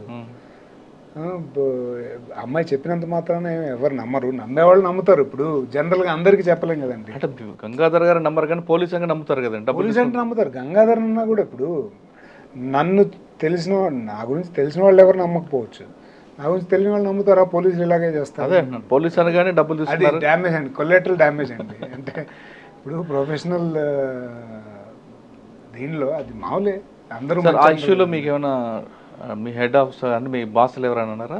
లేదండి, అంత సపోర్టివ్గానే ఉన్నారు. అంటే ఏంటంటే ఇలాంటి ఇష్యూస్, పైగా సెన్సిటివ్ ఇష్యూస్, ఈ మీడియా కవరేజ్ కూడా ఎక్కువ ఉండింది ఈ అమ్మాయి పైన. వచ్చేసి అది తీసేసి ఏదో నేను చనిపోతాను, మీడియా కవరేజ్ ఉంటుంది కదండి. So I was updating my bosses from time to time. Progress, ఇన్వెస్టిగేషన్లో ప్రోగ్రెస్ ఏంటి, what evidence we have, what is happening. So my bosses everybody know. Okay sir, Sambalpur తర్వాత నేను మయూర్భంజ్కి వెళ్ళాను. మయూర్భంజ్. సార్, మయూర్భంజ్కి వెళ్ళకముందు తీసుకుంటే ఎక్కువగా చర్చ్ ఫాదర్ మీద దాడులు చేయడం, తర్వాత మీరు చెప్పిన కలహండి డిస్ట్రిక్ట్లో స్వామి ఆయన వచ్చినప్పుడు ఆయన్ని దాడి చేయడం, అటాక్ చేయడం, ఇవన్నీ ఎందుకు జరుగుతుంటాయండి ఎక్కువ? అక్కడ అప్పుడు సమస్య ఉండేదండి. అక్కడ కూడా మయూర్భంజ్లో కూడా కొంచెం కమ్యూనల్ ఇష్యూస్ ఉండేవి. గ్రాహం స్టెయిన్స్ గురించి మీరు వినే ఉంటారు. స్వామి ఆయన వచ్చినప్పుడు కూడా మావోయిస్టులు కలవడానికి వచ్చినప్పుడు ఆయన మీద అటాక్ చేయడం గుర్తు కదండి. అచ్చా, ఆయన పేరు స్వామి, చనిపోయారు ఆయన. అవును. అవును. ఏంటంటేనండి ఎక్కడ అన్ని ట్రైబల్ ఏరియాస్లో ఉన్నట్లుగానే అక్కడ కూడా సమస్య ఏంటంటే క్రిస్టియన్ మిషనరీస్ మంచి ఉద్దేశంతో యాక్టివ్గా ఉన్నాయి. అక్కడ ఇల్లీగల్గా కన్వర్ట్ చేస్తున్నారనే అలిగేషన్ ఉంది. లేదు, అంతా మేము సర్వీస్ చేయడానికి వచ్చామని, ఎడ్యుకేషన్ పెంచడానికి వచ్చామని వాళ్ళ ఆర్గ్యుమెంట్ ఉంది. వీళ్ళు ఇల్లీగల్గా కన్వర్ట్ చేస్తున్నారు ప్రలోభాలకు పెట్టి అనే అలిగేషను ఈ హిందూ గ్రూప్స్ చేస్తూ ఉంటాయి. సో ఆ ఫ్రిక్షన్ వల్ల అక్కడ ఎప్పుడు సమస్యగానే ఉంటుంది. అచ్చా. ఇప్పుడు కొంచెం తగ్గినట్టుంది సార్. మయూర్భంజ్లో నేషనల్ క్రైమ్ రికార్డ్ బ్యూరోలో టాప్ 1లో ఉందండి క్రైమ్ ఎగ్నెస్ట్ ఉమెన్. కారణం ఏమనుకోవచ్చు? దాన్ని పాజిటివ్గా చూసుకోవాలండి మనం. అవునా? ఎందుకు ప్రతి positive ఎఫ్ఐఆర్ ఇష్యూ చేస్తున్నారనా? అంతే కదా, నిజంగా కూడా. ఎందుకంటే ఇప్పుడు మీరు ఫ్రీ రిజిస్ట్రేషన్ ఆఫ్ ఎఫ్ఐఆర్ ఉంది ప్రతి కంప్లైంట్ ఎఫ్ఐఆర్ ఇష్యూ. పర్టికులర్గా ఒడిశాలో. ఎవరు వచ్చినా సరే ఇట్స్ గవర్నమెంట్ పాలసీ. ఎవరు కంప్లైంట్ పైగా తప్పుడు కంప్లైంట్తో వచ్చినా సరే ప్రైమా ఫేసి అగర్ ఉంది అనుకుంటే ఇమీడియట్గా ఎఫ్ఐఆర్ రిజిస్టర్ చేయాలనేది అక్కడ గవర్నమెంట్ పాలసీ. అంటే పోలీస్ ఆఫీసర్ మీద పొలిటీషియన్ వచ్చిన కూడా ఎవరిపైన వచ్చినా ఎంక్వైరీ చేసి తర్వాత అది మరీ ట్రివియల్ కంప్లైంట్స్ ఉంటే అది వేరే చేయరండి. దానికి లీగల్గానే ప్రొవిజన్ ఉంది, ప్రిలిమినరీ ఎంక్వైరీ చేసి if there is an evidence FIR చేస్తారు, లేదంటే లేదు. అదర్వైజ్ జనరల్గా విమెన్ రిలేటెడ్ ఇష్యూస్ ఏవి ఉన్నా సరే కొంతమైనా కూడా ప్రిలిమినరీగా అసలు క్రైమ్ జరిగే ఛాన్స్ ఉంది అని అనిపించినా కూడా ఎఫ్ఐఆర్ రిజిస్ట్రేషన్. అందువల్ల మనకేమనిపిస్తుంది, ఎన్సీఆర్బీ రికార్డ్స్లో హైయెస్ట్ క్రైమ్ అనుకుంటారు, క్రైమ్ జరిగిపోతుందని. బేసికల్గా ఏంటంటే ఫ్రీ రిజిస్ట్రేషన్ ఆఫ్ ఎఫ్ఐఆర్. కానీ మయూర్భంజ్ అన్నది కొంచెం అన్ఎడ్యుకేటెడ్ ఏరియా కాబట్టి క్రైమ్ ఎక్కువ జరుగుతుందని కూడా ఇన్సెట్స్ చూడండి. 2 రకాలండి. ఒకటి ఫ్రీ రిజిస్ట్రేషన్ ఆఫ్ ఎఫ్ఐఆర్స్ ఒకటి. రెండోది ఏంటంటేనండి మనకి ఆల్టర్నేటివ్ మెథడ్స్ ఉన్నాయనుకోండి. ఈవెన్ సుప్రీంకోర్టు కూడా అదే చెప్తుంది. నార్మల్గా disputes if they can be settled out side the court it is nothing better than that. ఒకవేళ ఆ మెకానిజం సరిగా లేదనుకోండి, కంప్లీట్గా ఆ మెకానిజం లేనప్పుడు, బయట సెటిల్మెంట్ కానప్పుడు డెఫినెట్గా క్రిమినల్ జస్టిస్ సిస్టంలోకి వస్తాయి. సో అలాంటి వ్యవస్థ అక్కడ తక్కువగా ఉండటం వల్ల, బేసికల్గా ఆదివాసీ సొసైటీ అవ్వటం వల్ల వాళ్ళు ప్రతి ఒక్క తెగకి, ప్రతి ఒక్క ఊళ్ళో ఒక డిఫరెంట్ ఆదివాసీ కమ్యూనిటీస్ ఉంటాయండి. సో వాళ్ళు అక్కడ సెటిల్ అవ్వకపోతే డైరెక్ట్గా పోలీస్ స్టేషన్కి వస్తారు, ఇంకా వేరే మార్గం లేదు. సో మామూలుగా ఇక్కడ వేరే అదర్ దాన్ ఆదివాసీ ట్రైబల్ ఏరియాస్ దాటితే మనకి చాలా ఛానల్స్ ఉంటాయి. డిస్ప్యూట్ ఏదైనా ఒకవేళ అమ్మాయి అబ్బాయి విషయమే ఏదైనా ప్రాబ్లం వచ్చిందనుకోండి, పెద్ద మనుషులు కూర్చొని చెప్తారు, వీళ్ళకి నచ్చ చెప్తారు. అది కుదరకపోతే మళ్ళీ ఇంకోటి ఏదో చెప్తారు, అక్కడ కుదరకపోతే ఇంకో చోట కౌన్సిలింగ్ ఉంటుంది పోలీసుల దగ్గర, లేకపోతే ఫ్యామిలీ కోర్ట్స్ ఉంటాయి. ఇన్ని లేకపోవటం వల్ల డెఫినెట్గా క్రైమ్ అలా రిపోర్టింగ్ ఎక్కువ ఉండటం వల్ల మనకు అలా అనిపిస్తుంది. మిగతా స్టేట్లో కంపేర్ చేసుకుంటే ఒడిశాలో పోలీస్ పోస్టింగ్ అన్నీ కూడా కంప్లీట్ ప్యూర్లీ ఆఫీసర్ పోస్టింగ్లు ఉంటాయి. ఎక్కడ కూడా పొలిటికల్ పోస్టింగ్లు ఉండవు. ఉన్న 5% ఉంటాయన్నది చాలామంది అంటారు. వాస్తవం అంటారు. ఒడిశా కల్చర్ మీరు అన్నట్లుగా Odisha society very conservative society, ట్రెడిషనల్గా ఉంటారు. అక్కడ బాగా ఎడ్యుకేషన్ చదువుకునే వాళ్ళు, మేధావులు ఉంటారు. ఎక్కడ కూడా ఆర్భాటాలు కనిపించారండి. సింపుల్గా ఉంటారు, బాగా చదువుకున్న వాళ్ళు ఉంటారు, తెలివైన వాళ్ళు ఉంటారు. సోషల్ హిస్టారికల్లీ ఆ సొసైటీనే అలాగా ఉంది కాబట్టి మినిమం ఇంటర్ఫిరెన్స్ ఇన్ పోలీసింగ్. అచ్చా. అంటే ఎక్కడ కూడా పోలీస్ అన్నది పొలిటీషియన్ పోస్టింగ్లు ఉండవు. నేను 6 జిల్లాల్లో పనిచేశానండి. నాకైతే ఎప్పుడు కూడా పొలిటికల్ ప్రెషర్ కానీ, లేకపోతే ఫలానా వాళ్ళని అరెస్ట్ చేయమని కానీ, ఫలానా వాళ్ళని వదలమని కానీ, లేకపోతే ఫలానా చేయక్కని కానీ మనకి ఎప్పుడు చెప్పలేదు. మీకు చెప్పాను ఇందాకే, లీగల్గా ఏదైతే అది చేయమని చెప్పారు. సార్ ఇప్పుడు మీరు ఒడిశా కాకుండా ఆంధ్ర ఆఫీసర్కి వెళ్ళారు. అక్కడ మిగతా లోకల్ ఉన్న ఆఫీసర్లు మీకు సపోర్ట్ చేస్తుంటారా? ఇది మనవాడు కాదని పక్కన పెడుతుంటారా? అంటే మీ ఆర్డర్ని ఒబే చేస్తారా వాళ్ళు? నా ఆర్డర్ ఆంధ్రాలో ఎందుకు ఒబే చేస్తారండి? కాకపోతే మీ దగ్గర ఉన్న సబార్డినేట్స్ నేను ఇష్యూ వచ్చినప్పుడు లేదండి. మనది బ్యూటిఫుల్ సిస్టమ్ అండి. ఇప్పుడు తెలంగాణలోనూ ఆంధ్రాలోనూ యూపీ నుంచి ఆఫీసర్ వస్తే అంటే ఇక్కడ కాదు, కొన్ని జిల్లాల్లో కొన్ని రాష్ట్రాలు అయితే మన స్టేట్ కాదు కదా అని చులకం చూసే ఆఫీసర్. అలా ఏం లేదండి. ఒడిశాలో అలాంటి ప్రాబ్లం ఏం లేదు. They respect everybody a lot depending on your work. అచ్చా. 2011 నుంచి 2024 మధ్యన మీకు వచ్చిన మెయిన్ ఇష్యూ ఏముందండి? హెడేక్ వచ్చింది మీ సర్వీస్లో? ఇదే చెప్పాను. ఒకటి lawyers agitation, advocates agitation, very very big serious issue. ఒకటి కమ్యూనల్ ఇష్యూ. మ్యాటర్ ఆఫ్ మా కళ్ళ ముందే ఇలా ఒకళ్ళ రాళ్ళు రువ్వుకుంటున్నారు, ఒక చోట షాపుల దగ్గర పెడుతున్నారు. ఇక్కడ అడ్వకేట్లు కోర్టు పైకి వెళ్ళి అటాక్ చేశారు. It continued. Supreme Court strictures issue చేసింది ఒడిశా పోలీస్కి. What you people are doing. This the big 2 issues in my career. Sir ఇప్పుడు మీరు వస్తున్నప్పటికీ ట్రెడిషనల్ క్రైమ్ ఉండేది 2011 కొంత తగ్గుతుంది. తర్వాత వైట్ కాలర్ అఫెన్స్ మారింది. తర్వాత ఇప్పుడు ప్రజెంట్ సైబర్ క్రైమ్. ఒడిశా స్టేట్లో సైబర్ క్రైమ్ ఎన్ని అఫైర్స్ అవుతుంటాయంటే వాటి మీద పబ్లిక్లో మీరు అవేర్నెస్ ఏం తీసుకొస్తుంటారు? ఒడిశాలో బేసికల్గా అండి registration of cases very free even in cyber crime. కంప్లీట్గా అని చెప్పలేము కానీ డెఫినెట్గా better than any most of the states. చాలా ప్రోగ్రెసివ్గా రిజిస్ట్రేషన్ చేస్తున్నాం. దీనికి కెపాసిటీ బిల్డింగ్ జరగాలండి. సైబర్ క్రైమ్లో ఏంటంటే అక్కరెన్స్ ఒక చోట జరుగుతుంది, పర్పెట్రేటర్ ఒక చోట ఉంటున్నాడు, డివైడెడ్ బై జియోగ్రఫీ. ఎక్కడో ఛత్తీస్గఢ్లో ఉండి ఢిల్లీలో ఉండి క్రైమ్ వాడు చేస్తున్నాడు. కొన్నిసార్లు మీ బార్డర్లో ఉంది కదా, జార్ఖండ్లో జామ్తారా ఉంది. అలాగేనండి. ఇప్పుడు జామ్తారా ఈ క్రైమ్ ఏంటంటే క్రైమ్ పర్పెట్రేట్ చేసిన తర్వాత పట్టుకోవడం కానీ ఇవన్నీ కూడా చాలా వ్యయ ప్రయాసాలకు కూడుకున్నది. మన రొటీన్ లా అండ్ ఆర్డర్ ఇక్కడ ఫిజికల్గా చేసే పనులు వదిలేసి అక్కడికి వెళ్ళి ఇవన్నీ చేయడానికి వీలు పట్టం లేదు. దీనికి we have to continuously strengthen cyber crime. Telangana Andhra Pradesh కానీ ఎక్కువ ఉందంటారా సైబర్ క్రైమ్? అక్కడ అన్ని చోట్ల ఎలాగా ఉందో ఒడిశాలో కూడా అలాగే ఉందండి. ఇప్పుడు ఏమవుతుందంటే అండి 2 రకాలుగా డివైడ్ చేశారు. ఒకటి పర్పెట్రేటర్ స్టేట్, అంటే స్టేటే పర్పెట్రేటర్ అని కాదు దాని అర్థం. ఏ స్టేట్ నుంచి అయితే సైబర్ క్రిమినల్స్ క్రైమ్ చేస్తున్నారో అది విక్టిమ్ స్టేట్ ఒకటి. ఓకే. ఇప్పుడు Odisha has always been a victim state. Thankfully అక్కడ నుంచి ఎవరు క్రైమ్ చేయట్లా. ఒడిశా ఇప్పుడు కూడా విక్టిమ్ స్టేట్ అండి అన్నిట్లో కూడా. సో విక్టిమ్ స్టేట్ అనండి. ఛత్తీస్గఢ్, ఢిల్లీ, యూపీ, రాజస్థాన్, భరత్పూర్, మీకు ఇవన్నీ చాలా ప్లేసులు తెలిసే ఉంటాయి. ఇవన్నీ కూడా పర్పెట్రేటర్ స్టేట్స్. అక్యూజ్డ్ స్టేట్స్ అవి.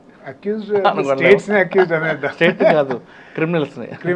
అంటే ఇక్కడ పర్పెట్రేటర్స్ ఉండే స్టేట్, అవును, ఇక్కడ విక్టిమ్స్ ఉండే స్టేట్ ఇది. అలాగేనండి. కాబట్టి మా రియాక్షన్ ఏంటి, not to control perpetrators, to spread awareness cyber crime. ఏదైనా సరే there is no free meal అండి. సైబర్ క్రైమ్ జరగడానికి మెయిన్ కారణం ఏంటంటేనండి ఫ్రీ మీల్. మీకు అది వస్తాయి, ఇది వస్తాయి, ఆ బెనిఫిట్ వస్తుంది, ఈ బెనిఫిట్ వస్తుంది. 90% ఇవే. దీనివల్ల ఆశ కొద్దీ చేసేస్తారండి. అత్యాశ అమాయకత్వం అనుకోవచ్చు. అత్యాశ ఉన్నటువంటి అమాయకుడని కూడా అనలేము. అవును. అంటే మీరు చెప్తున్నట్టు ఇదొక సెక్టర్ అంతే. అమాయకత్వంలో ఉన్నారు, బలైపోయిన ఉన్నారు. ఇప్పుడు అందులో మీరు చెప్తున్నట్టు ఆశతో బలైన ఉంటారు.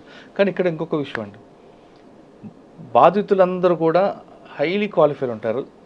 నేరం చేసేవాడందరూ కూడా బిలో 10th క్లాస్ కనిపిస్తున్నారు సైబర్ క్రైమ్లో. కరెక్ట్గా చెప్పారు. అంటే మన అత్యాశ దాని ప్రధాన కారణం. అంతే కదండి, అంతే. ఓకే సార్, మీరు సర్వీస్లో ఒడిస్సాలో చాలా క్రైమ్ చూస్తుండే, అంటే బాడీ ఆఫెన్స్ కానీ చాలా విషయాలు. ఇటువంటి తరహా క్రైమ్ ఎక్కడ చూడలేదరా అన్నది ఏమైనా ఉందా ఇప్పటికైనా? అన్ని రకాల క్రైమ్స్ చూశానండి. ఒక వెరైటీగా ఇలాంటి క్రైమ్ జరుగుతుందా అనే టైప్ క్రైము నేనైతే చూడలేదండి. చిన్నగా ఒకసారి ఒక మర్డర్, ట్రిపుల్ మర్డర్ అని చెప్పేసి ఒకటి జరిగింది. అక్కడ రెంట్కున్నాడు. ఆ రెంట్ ఓనర్లో ఉండే ఆమెతోటే, ఆమె విడో అయితే ఆమెతోటే సహజీవనం చేశాడు. పెళ్లి చేసుకుంటానని ప్రామిస్ చేశాడు, తర్వాత నమ్మించాడు. అలాగే ఒక 2-3 ఏళ్ళ తర్వాత చంపేసి నేపాల్కి పారిపోయాడు. సో ఇలాంటి క్రైమ్లు చూసాము, గ్యాంగ్ రేపులు చూసాము. కానీ పండా అని ఒక మోస్ట్ వాంటెడ్ ఎప్పుడు ఎదురుపట్టాడు మీకు? లేదండి. ఒడిస్సాలో పండా మర్డర్ అంటే కొంచెం ఫేమస్గా ఉండేది కదా అప్పుడు. పండా మర్డర్ అంటే పండా వాడు పనిష్మెంట్ ఇస్తే డెఫినెట్గా సివియర్గా ఉంటాయి. అంత ఎదురుపడలేదా? ఓకే సార్, ఫైనల్గా చెప్పండి, ఇక్కడ నుంచి వెళ్ళారు ఆంధ్రప్రదేశ్ నుంచి, అక్కడ బాగా సక్సెస్ చేశారు. ఇంకా మీకు అక్కడ గోల్ ఏముందంటే ఇంకా ఏం చేయాలనుకుంటున్నారు ఒడిస్సాలో? అంటే ఎక్కువగా సైబర్ క్రైమ్లోని కంట్రోల్ చేద్దామన్నా, లేదు మీరు చెప్తున్నది ఎక్కువగా ఫోకస్ డ్రగ్ అనేది మెయిన్ కనిపిస్తుందని, దాన్ని కంట్రోల్ చేద్దామని? నాకు ఇచ్చిన పనిని సక్రమంగా చేయటం, నాకు చేతనంత మందికి సహాయం చేయటం. అంటే అలా కాకుండా ఒక మనిషికి ఒక ప్యాషన్ ఉంటుంది కదా, మీరు ఇందాక చెప్పారు డ్రగ్ మీద ఎక్కువగా ఫోకస్ చేయాలి, నెక్స్ట్ మనకి అదే టార్గెట్ అవుతుంది. అలా ఏం స్పెషలైజేషన్ ఏమీ లేదండి. మా కెరియర్లో డిఫరెంట్ ప్లేసెస్లో పోస్టింగ్ రావచ్చు, డిఫరెంట్ రెస్పాన్సిబిలిటీస్ ఇవ్వచ్చు. మనం ఏదో ఫలానా టార్గెట్ పెట్టుకొని చేసే అవసరం కానీ ఆ టైపు ఇది కానీ ఉండదు అక్కడ. మనకి ఏ అసైన్మెంట్ ఇచ్చినా సరే, ఏ పోస్టింగ్ ఇచ్చినా సరే అందులో ఫుల్ ఫ్లెడ్జ్డ్గా పెట్టి ఫోకల్ నాన్ ఫోకల్ అని ఉండదు. అలా ఏం లేదు కదండి. ఇప్పుడు నన్ను ఏదైనా క్రైమ్ బ్రాంచ్లో వేశారనుకోండి, ఇవన్నీ మీరు అన్నట్టుగా గాంజా కంట్రోల్ కానీ మాఫియాస్ కానీ ఇవన్నీ వీటిపైన ఫోకస్ ఉంటుంది. వేరే ఇంకో చోట వేశారనుకోండి, ఎస్టీఎఫ్లో వేశారనుకోండి, అక్కడ ఆర్గనైజ్డ్ మాఫియా పైన ఉంటుంది. రకరకాల సిఏపిఎఫ్లో వేశారనుకోండి, ట్రైనింగ్ పైన ఉంటుంది, ట్రైనింగ్ ఇన్స్టిట్యూట్. సార్, ఒరిస్సాలో పబ్లిక్కి ట్రాఫిక్ సెన్స్ ఉందనుకోవచ్చా? ట్రాఫిక్ సెన్స్ అన్ని చోట్ల ఎలా ఉందో అక్కడ కూడా అలాగే ఉందండి. అంటే ఇప్పుడు ఉన్నట్లా లేనట్లా మీరే ఆలోచించుకోండి. అక్కడ ఎన్ని ఉంటాయండి per year road accidents? Road accident deaths చాలా ఉంటాయండి. ఇవి యాక్చువల్గా ప్రివెంటబుల్. యాక్సిడెంట్స్ ప్రివెన్షన్ అనేది ఒక్క పోలీస్ పని కాదండి. మనకి అది ఒక్క మైండ్లో ఏంటంటే ఇది పోలీస్ పని అని అనిపిస్తుంది. కాదు, ఇక చాలా road owning agencies, road construction agencies, పోలీసులు, education, riders discipline, obedience to rules, ఇవన్నీ కలిస్తే తప్ప ఈ ట్రాఫిక్ యాక్సిడెంట్స్ని కంట్రోల్ చేయలేము. మెయిన్లీ రీజన్ ఏంటంటే డ్రంక్ అండ్ డ్రైవ్. అది పోలీసులు ప్రివెంట్ చేయొచ్చు. అది మినహాయిస్తే రోడ్ ఇంజనీరింగ్ డిఫెక్ట్స్ చాలా ఉన్నాయండి. రోడ్ ఇంజనీరింగ్ డిఫెక్ట్స్ వల్ల కూడా ఇప్పుడు తాగి నడిపినంత మాత్రం చేత యాక్సిడెంట్ అవ్వాలని లేదు. తాగి నడిపినవాడు, మామూలు వాడు, రోడ్ ఇంజనీరింగ్ డిఫెక్ట్ ఎక్కడైతే ఉందో అక్కడ నడిపితే తాగినవాడు పడిపోయి చనిపోతాడు. కరెక్ట్. సో డైరెక్ట్గానో ఇండైరెక్ట్గానో తాగడం వల్ల ఎక్కువగా జరుగుతుంది. అంటే పోలీస్ అనేది ఎన్ఫోర్స్మెంట్ కానీ ఎడ్యుకేషన్ చూస్తుంది, ఇంజనీరింగ్ పోలీస్ కాదు కదా. అదే, కానీ ఇక్కడ ఉన్నాయండి, ప్రతి జిల్లాలో కమిటీస్ ఉన్నాయి. ట్రాఫిక్ ఎక్కువ ఇప్పుడు మీకు కోల్కతా హైవే మీద ఎక్కువ ఉంటుంది. ప్రతి చోట యాక్సిడెంట్స్ ఉన్నాయండి. బేసికల్గా చాలా మైనింగ్ ఉన్నాయి, మైనింగ్ వెహికల్స్ ఉన్నాయి. కోల్కతా చెన్నై కారిడార్, కోల్కతా ముంబై కారిడార్ ఉంది, హైవేస్ ఉన్నాయి, కోస్టల్ కారిడార్ ఉంది. సో అన్నీ ట్రాఫిక్ ఇష్యూస్ ఈ జిల్లా ఆ జిల్లా అని లేదండి, అన్ని చోట్ల యాక్సిడెంటల్ డెత్స్ ఉన్నాయి. కానీ పబ్లిక్కి పోలీస్కి మధ్యన గ్యాప్ ఉందంటారా ఒరిస్సాలో? అన్ని చోట్ల చూడండి, మనకేంటంటే మన ఇన్హెరిటెన్స్ ఏంటంటేనండి, ఇండియాలో చాలా మిస్ట్రస్ట్ ఉంది పోలీసులు. అంటే కొన్ని స్టేట్లో ఫ్రెండ్లీ పోలీసింగ్ అనేది ఇంప్లిమెంట్ అవుతుంది, దాని అది మిస్ఫైర్ అయింది కొంత. మీ దగ్గర అలాంటి ఉందా? మీరు ఎలా చెప్పినా సరే వాస్తవం మాకు కూడా తెలుస్తుంది. పోలీసులో ఉన్న బబుల్లో ఉన్నా కూడా వాస్తవాలు కూడా తెలుస్తాయి. పోలీసులని చాలా మిస్ట్రస్ట్ ఉంది జనాల్లో. మంచి చేస్తాడు అని ఎవడు అనుకోడు పోలీసులని. వాడికి ఏదో దొంగ, ఇప్పుడు వాళ్ళు కూడా అలాగే అనుకుంటారా? ఇప్పుడు ఏదైనా పోలీస్ స్టేషన్లో పిలిచారనుకోండి, ఎస్హెచ్ఓ నంబర్ చాలామంది నమ్మలేరు. అంటే మనకి చిన్నప్పటి నుంచి కూడా తల్లిదండ్రులు మనకు అన్నం తినకపోతే పోలీస్కి ఇస్తామని ఒక చెప్తుంటారండి. అది ముందు మా ఇంట్లో స్టిక్ అవుద్ది, పోలీస్ అనగానే భయం అనేది. పెద్దగా రకరకాల మనం ఈవెంట్లు చూస్తుంటాం కాబట్టి ఆ నెగిటివ్ అనేది మనకు మైండ్లో స్టిక్ అవుతుంది. అంతే, ఆ మిస్ట్రస్ట్ ఎప్పుడూ ఉంటుందండి. దాన్ని ఎలా మినిమైజ్ చేయాలి అనేది చెక్స్ అండ్ బ్యాలెన్సెస్ పోలీసులకి ఎప్పుడైనా సరే టూ మచ్ పవర్ ఉందండి పోలీసుల దగ్గర. This lot of discretionary powers in BNSS, ఇవన్నీ కూడా ఇంతకుముందు క్రిమినల్ ప్రొసీజర్ కోడ్, సిఆర్పిసి, చాలా డిస్క్రిషనరీ పవర్ ఉంది. అరెస్ట్ చేయటం, లోపలేయటం అనేది ఎంత పవర్ అంటే అది curtailing freedom of an individual. Arrest చేయటం, సీజ్ చేయటం, రైడ్ చేయటం, చెక్ చేయడం, సర్చ్ చేయటం, these are all very very super discretionary authorities. Sir, మా దగ్గర అంటే మా తెలుగు కొన్ని స్టేట్లో కంప్లైంట్ పోలీస్ స్టేషన్కి వచ్చారంటే అరే తూరే మాట్లాడే రోజులు ఉండేవి, ఇప్పుడు క్రమేపీ తగ్గింది. మీది ఇక్కడ ఒక రిసెప్షన్ రాగానే కూర్చోబెట్టడం, మంచినీళ్ళు ఇవ్వడం, ఇక్కడ కూడా అదే కల్చర్ వస్తుంది. అవునండి, ఒడిస్సాలో ఉండి భాష ఫస్ట్ కరెక్షన్ అయిపోయింది. అన్ని చోట్ల ఉన్నట్లే ఎప్పుడైతే ఈ మీడియా పెరిగిపోయిందో, ఎప్పుడైతే జనాల్లో లిటరసీ రేట్ పెరిగిందో, అందరూ కూడా వాళ్ళ రైట్స్ని అసర్ట్ చేయటం మొదలుపెట్టారండి. ఎవరు ఇప్పుడు తిడితే ఊరుకుండట్లా. ఇప్పుడు ఒకవేళ ఎక్కడైనా మిస్బిహేవ్ చేశారనుకోండి పోలీస్ స్టేషన్లో, అతను అక్కడితో భయపడి వెళ్ళిపోవట్లా. అతను మళ్ళీ డిఎస్పీ దగ్గరికి వెళ్తున్నాడు, ఎస్పీ దగ్గరికి వెళ్తున్నాడు, అక్కడ సమస్య సమాధానం అవ్వకపోతే సీఎం ఆఫీస్ దాకా కూడా వెళ్తున్నారు ఇప్పుడు ఈజీగా ఆన్లైన్లో కూడా కంప్లైంట్లు వేయటం, పిటిషన్లు వేయటం అంతా ట్విట్టర్లో అన్నీ ఉన్నాయి కదా ఇప్పుడు. ఉన్నాయి కదండి. అందుకని ఇవన్నీ చెక్స్ అండ్ బ్యాలెన్సెస్ పాజిటివ్ అనుకోవాలి. సో కాబట్టి అలాంటివి తక్కువ అక్కడ కూడా. సార్ ఫైనల్గా చెప్పండి, ఈ డిపార్ట్మెంట్లో వచ్చే వాళ్ళకి ఆస్పిరెంట్స్ మీరు ఇచ్చే మెసేజ్ ఏంటి? పోలీస్ డిపార్ట్మెంట్ రావాలనుకున్న వాళ్ళకి ఎప్పుడైనా సరేనండి, దీంట్లో పోలీసింగ్ అనేది మీకు ఇప్పుడు ఇందాకే చెప్పినట్లు చాలా డిస్క్రిషనరీ పవర్స్ ఉన్నాయి. You are so too powerful, you are given lot of authority to curtail freedom of everybody. So అంటే అంత అథారిటీ పవరు మీ చేతిలో ఉంది అంటే దాన్ని నువ్వు మంచికే వాడాలి. నువ్వు చాలామంది జీవితాల్లో మంచి పని చేయొచ్చు. ఒకవేళ నువ్వు అనుకుంటే కంప్లీట్గా నాశనం కూడా చేయొచ్చు జీవితాలని. But you will never get away with such kind of things. You will be caught someday. కాకపోతే ప్రజలకు మంచి చేయడానికి పోలీస్ జాబ్ కంటే మించింది ఏదీ లేదు. సాయశక్తుల దీనిలోకి వస్తే డైరెక్ట్గా చూడండి, పోలీసుల్లో కూడా మా మోటో కూడా ఎలా ఉంటుంది అంటేనండి, బాగా చదువుకున్నవాడు ఉన్నాడు, పొలిటీషియన్ ఉన్నాడు, డబ్బు ఉన్నవాడు ఉన్నాడు, వాడికి పోలీసు సహాయమే అక్కర్లేదు.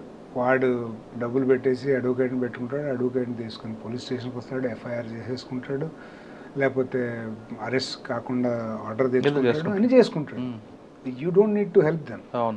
సో ఫస్ట్ మన ప్రయారిటీ ఏంటంటే you have to help poor people, helpless people. So అది గుర్తుపెట్టుకొని పనిచేయాలండి. మన main we are here in democracy. Police are there to help the helpless people. Okay, అయితే ఎవరైనా ఈ దీనిలోకి వస్తే మీకు చాలా స్కోప్ ఉంది to make difference in helpless peoples lifes. So మీరు ఈ పోలీసులోకి వస్తే ఏదో పవర్ఫుల్ వాళ్ళతోటి సంబంధాలు పెట్టుకొని, లేకపోతే క్రిమినల్స్ తోటి సంబంధాలు పెట్టుకొని ఉంటారు కొంతమంది. అలా చేయటానికి రావక్కర్లేదు ఇక్కడికి, అలా బయటైనా చేసుకోవచ్చు. ఇక్కడ రావాలంటే పేదలకి సహాయం చేయగలిగితే చాలా, నీకు మనసుంటే there is sky is the limit to help. ఏదైనా చేయొచ్చు. పేద ప్రజలకి సేవ చేయాలంటే ఖచ్చితంగా పోలీస్ డిపార్ట్మెంట్ రండి అంటున్నారు గంగాధర్ గారు. ఇక్కడ పోలీసు అనగానే చాలా పవర్ఫుల్ ఉంటుంది. ఆ పవర్ని ఎంత మంచి వాడితే అంత మంచి పేరు వస్తుంది. కానీ అదే పవర్ని మిస్యూజ్ చేస్తే మాత్రం ఎప్పుడో రోజు మీకు కూడా చుట్టుకునే అవకాశం ఉంటుందంటారు గంగాధర్ గారు.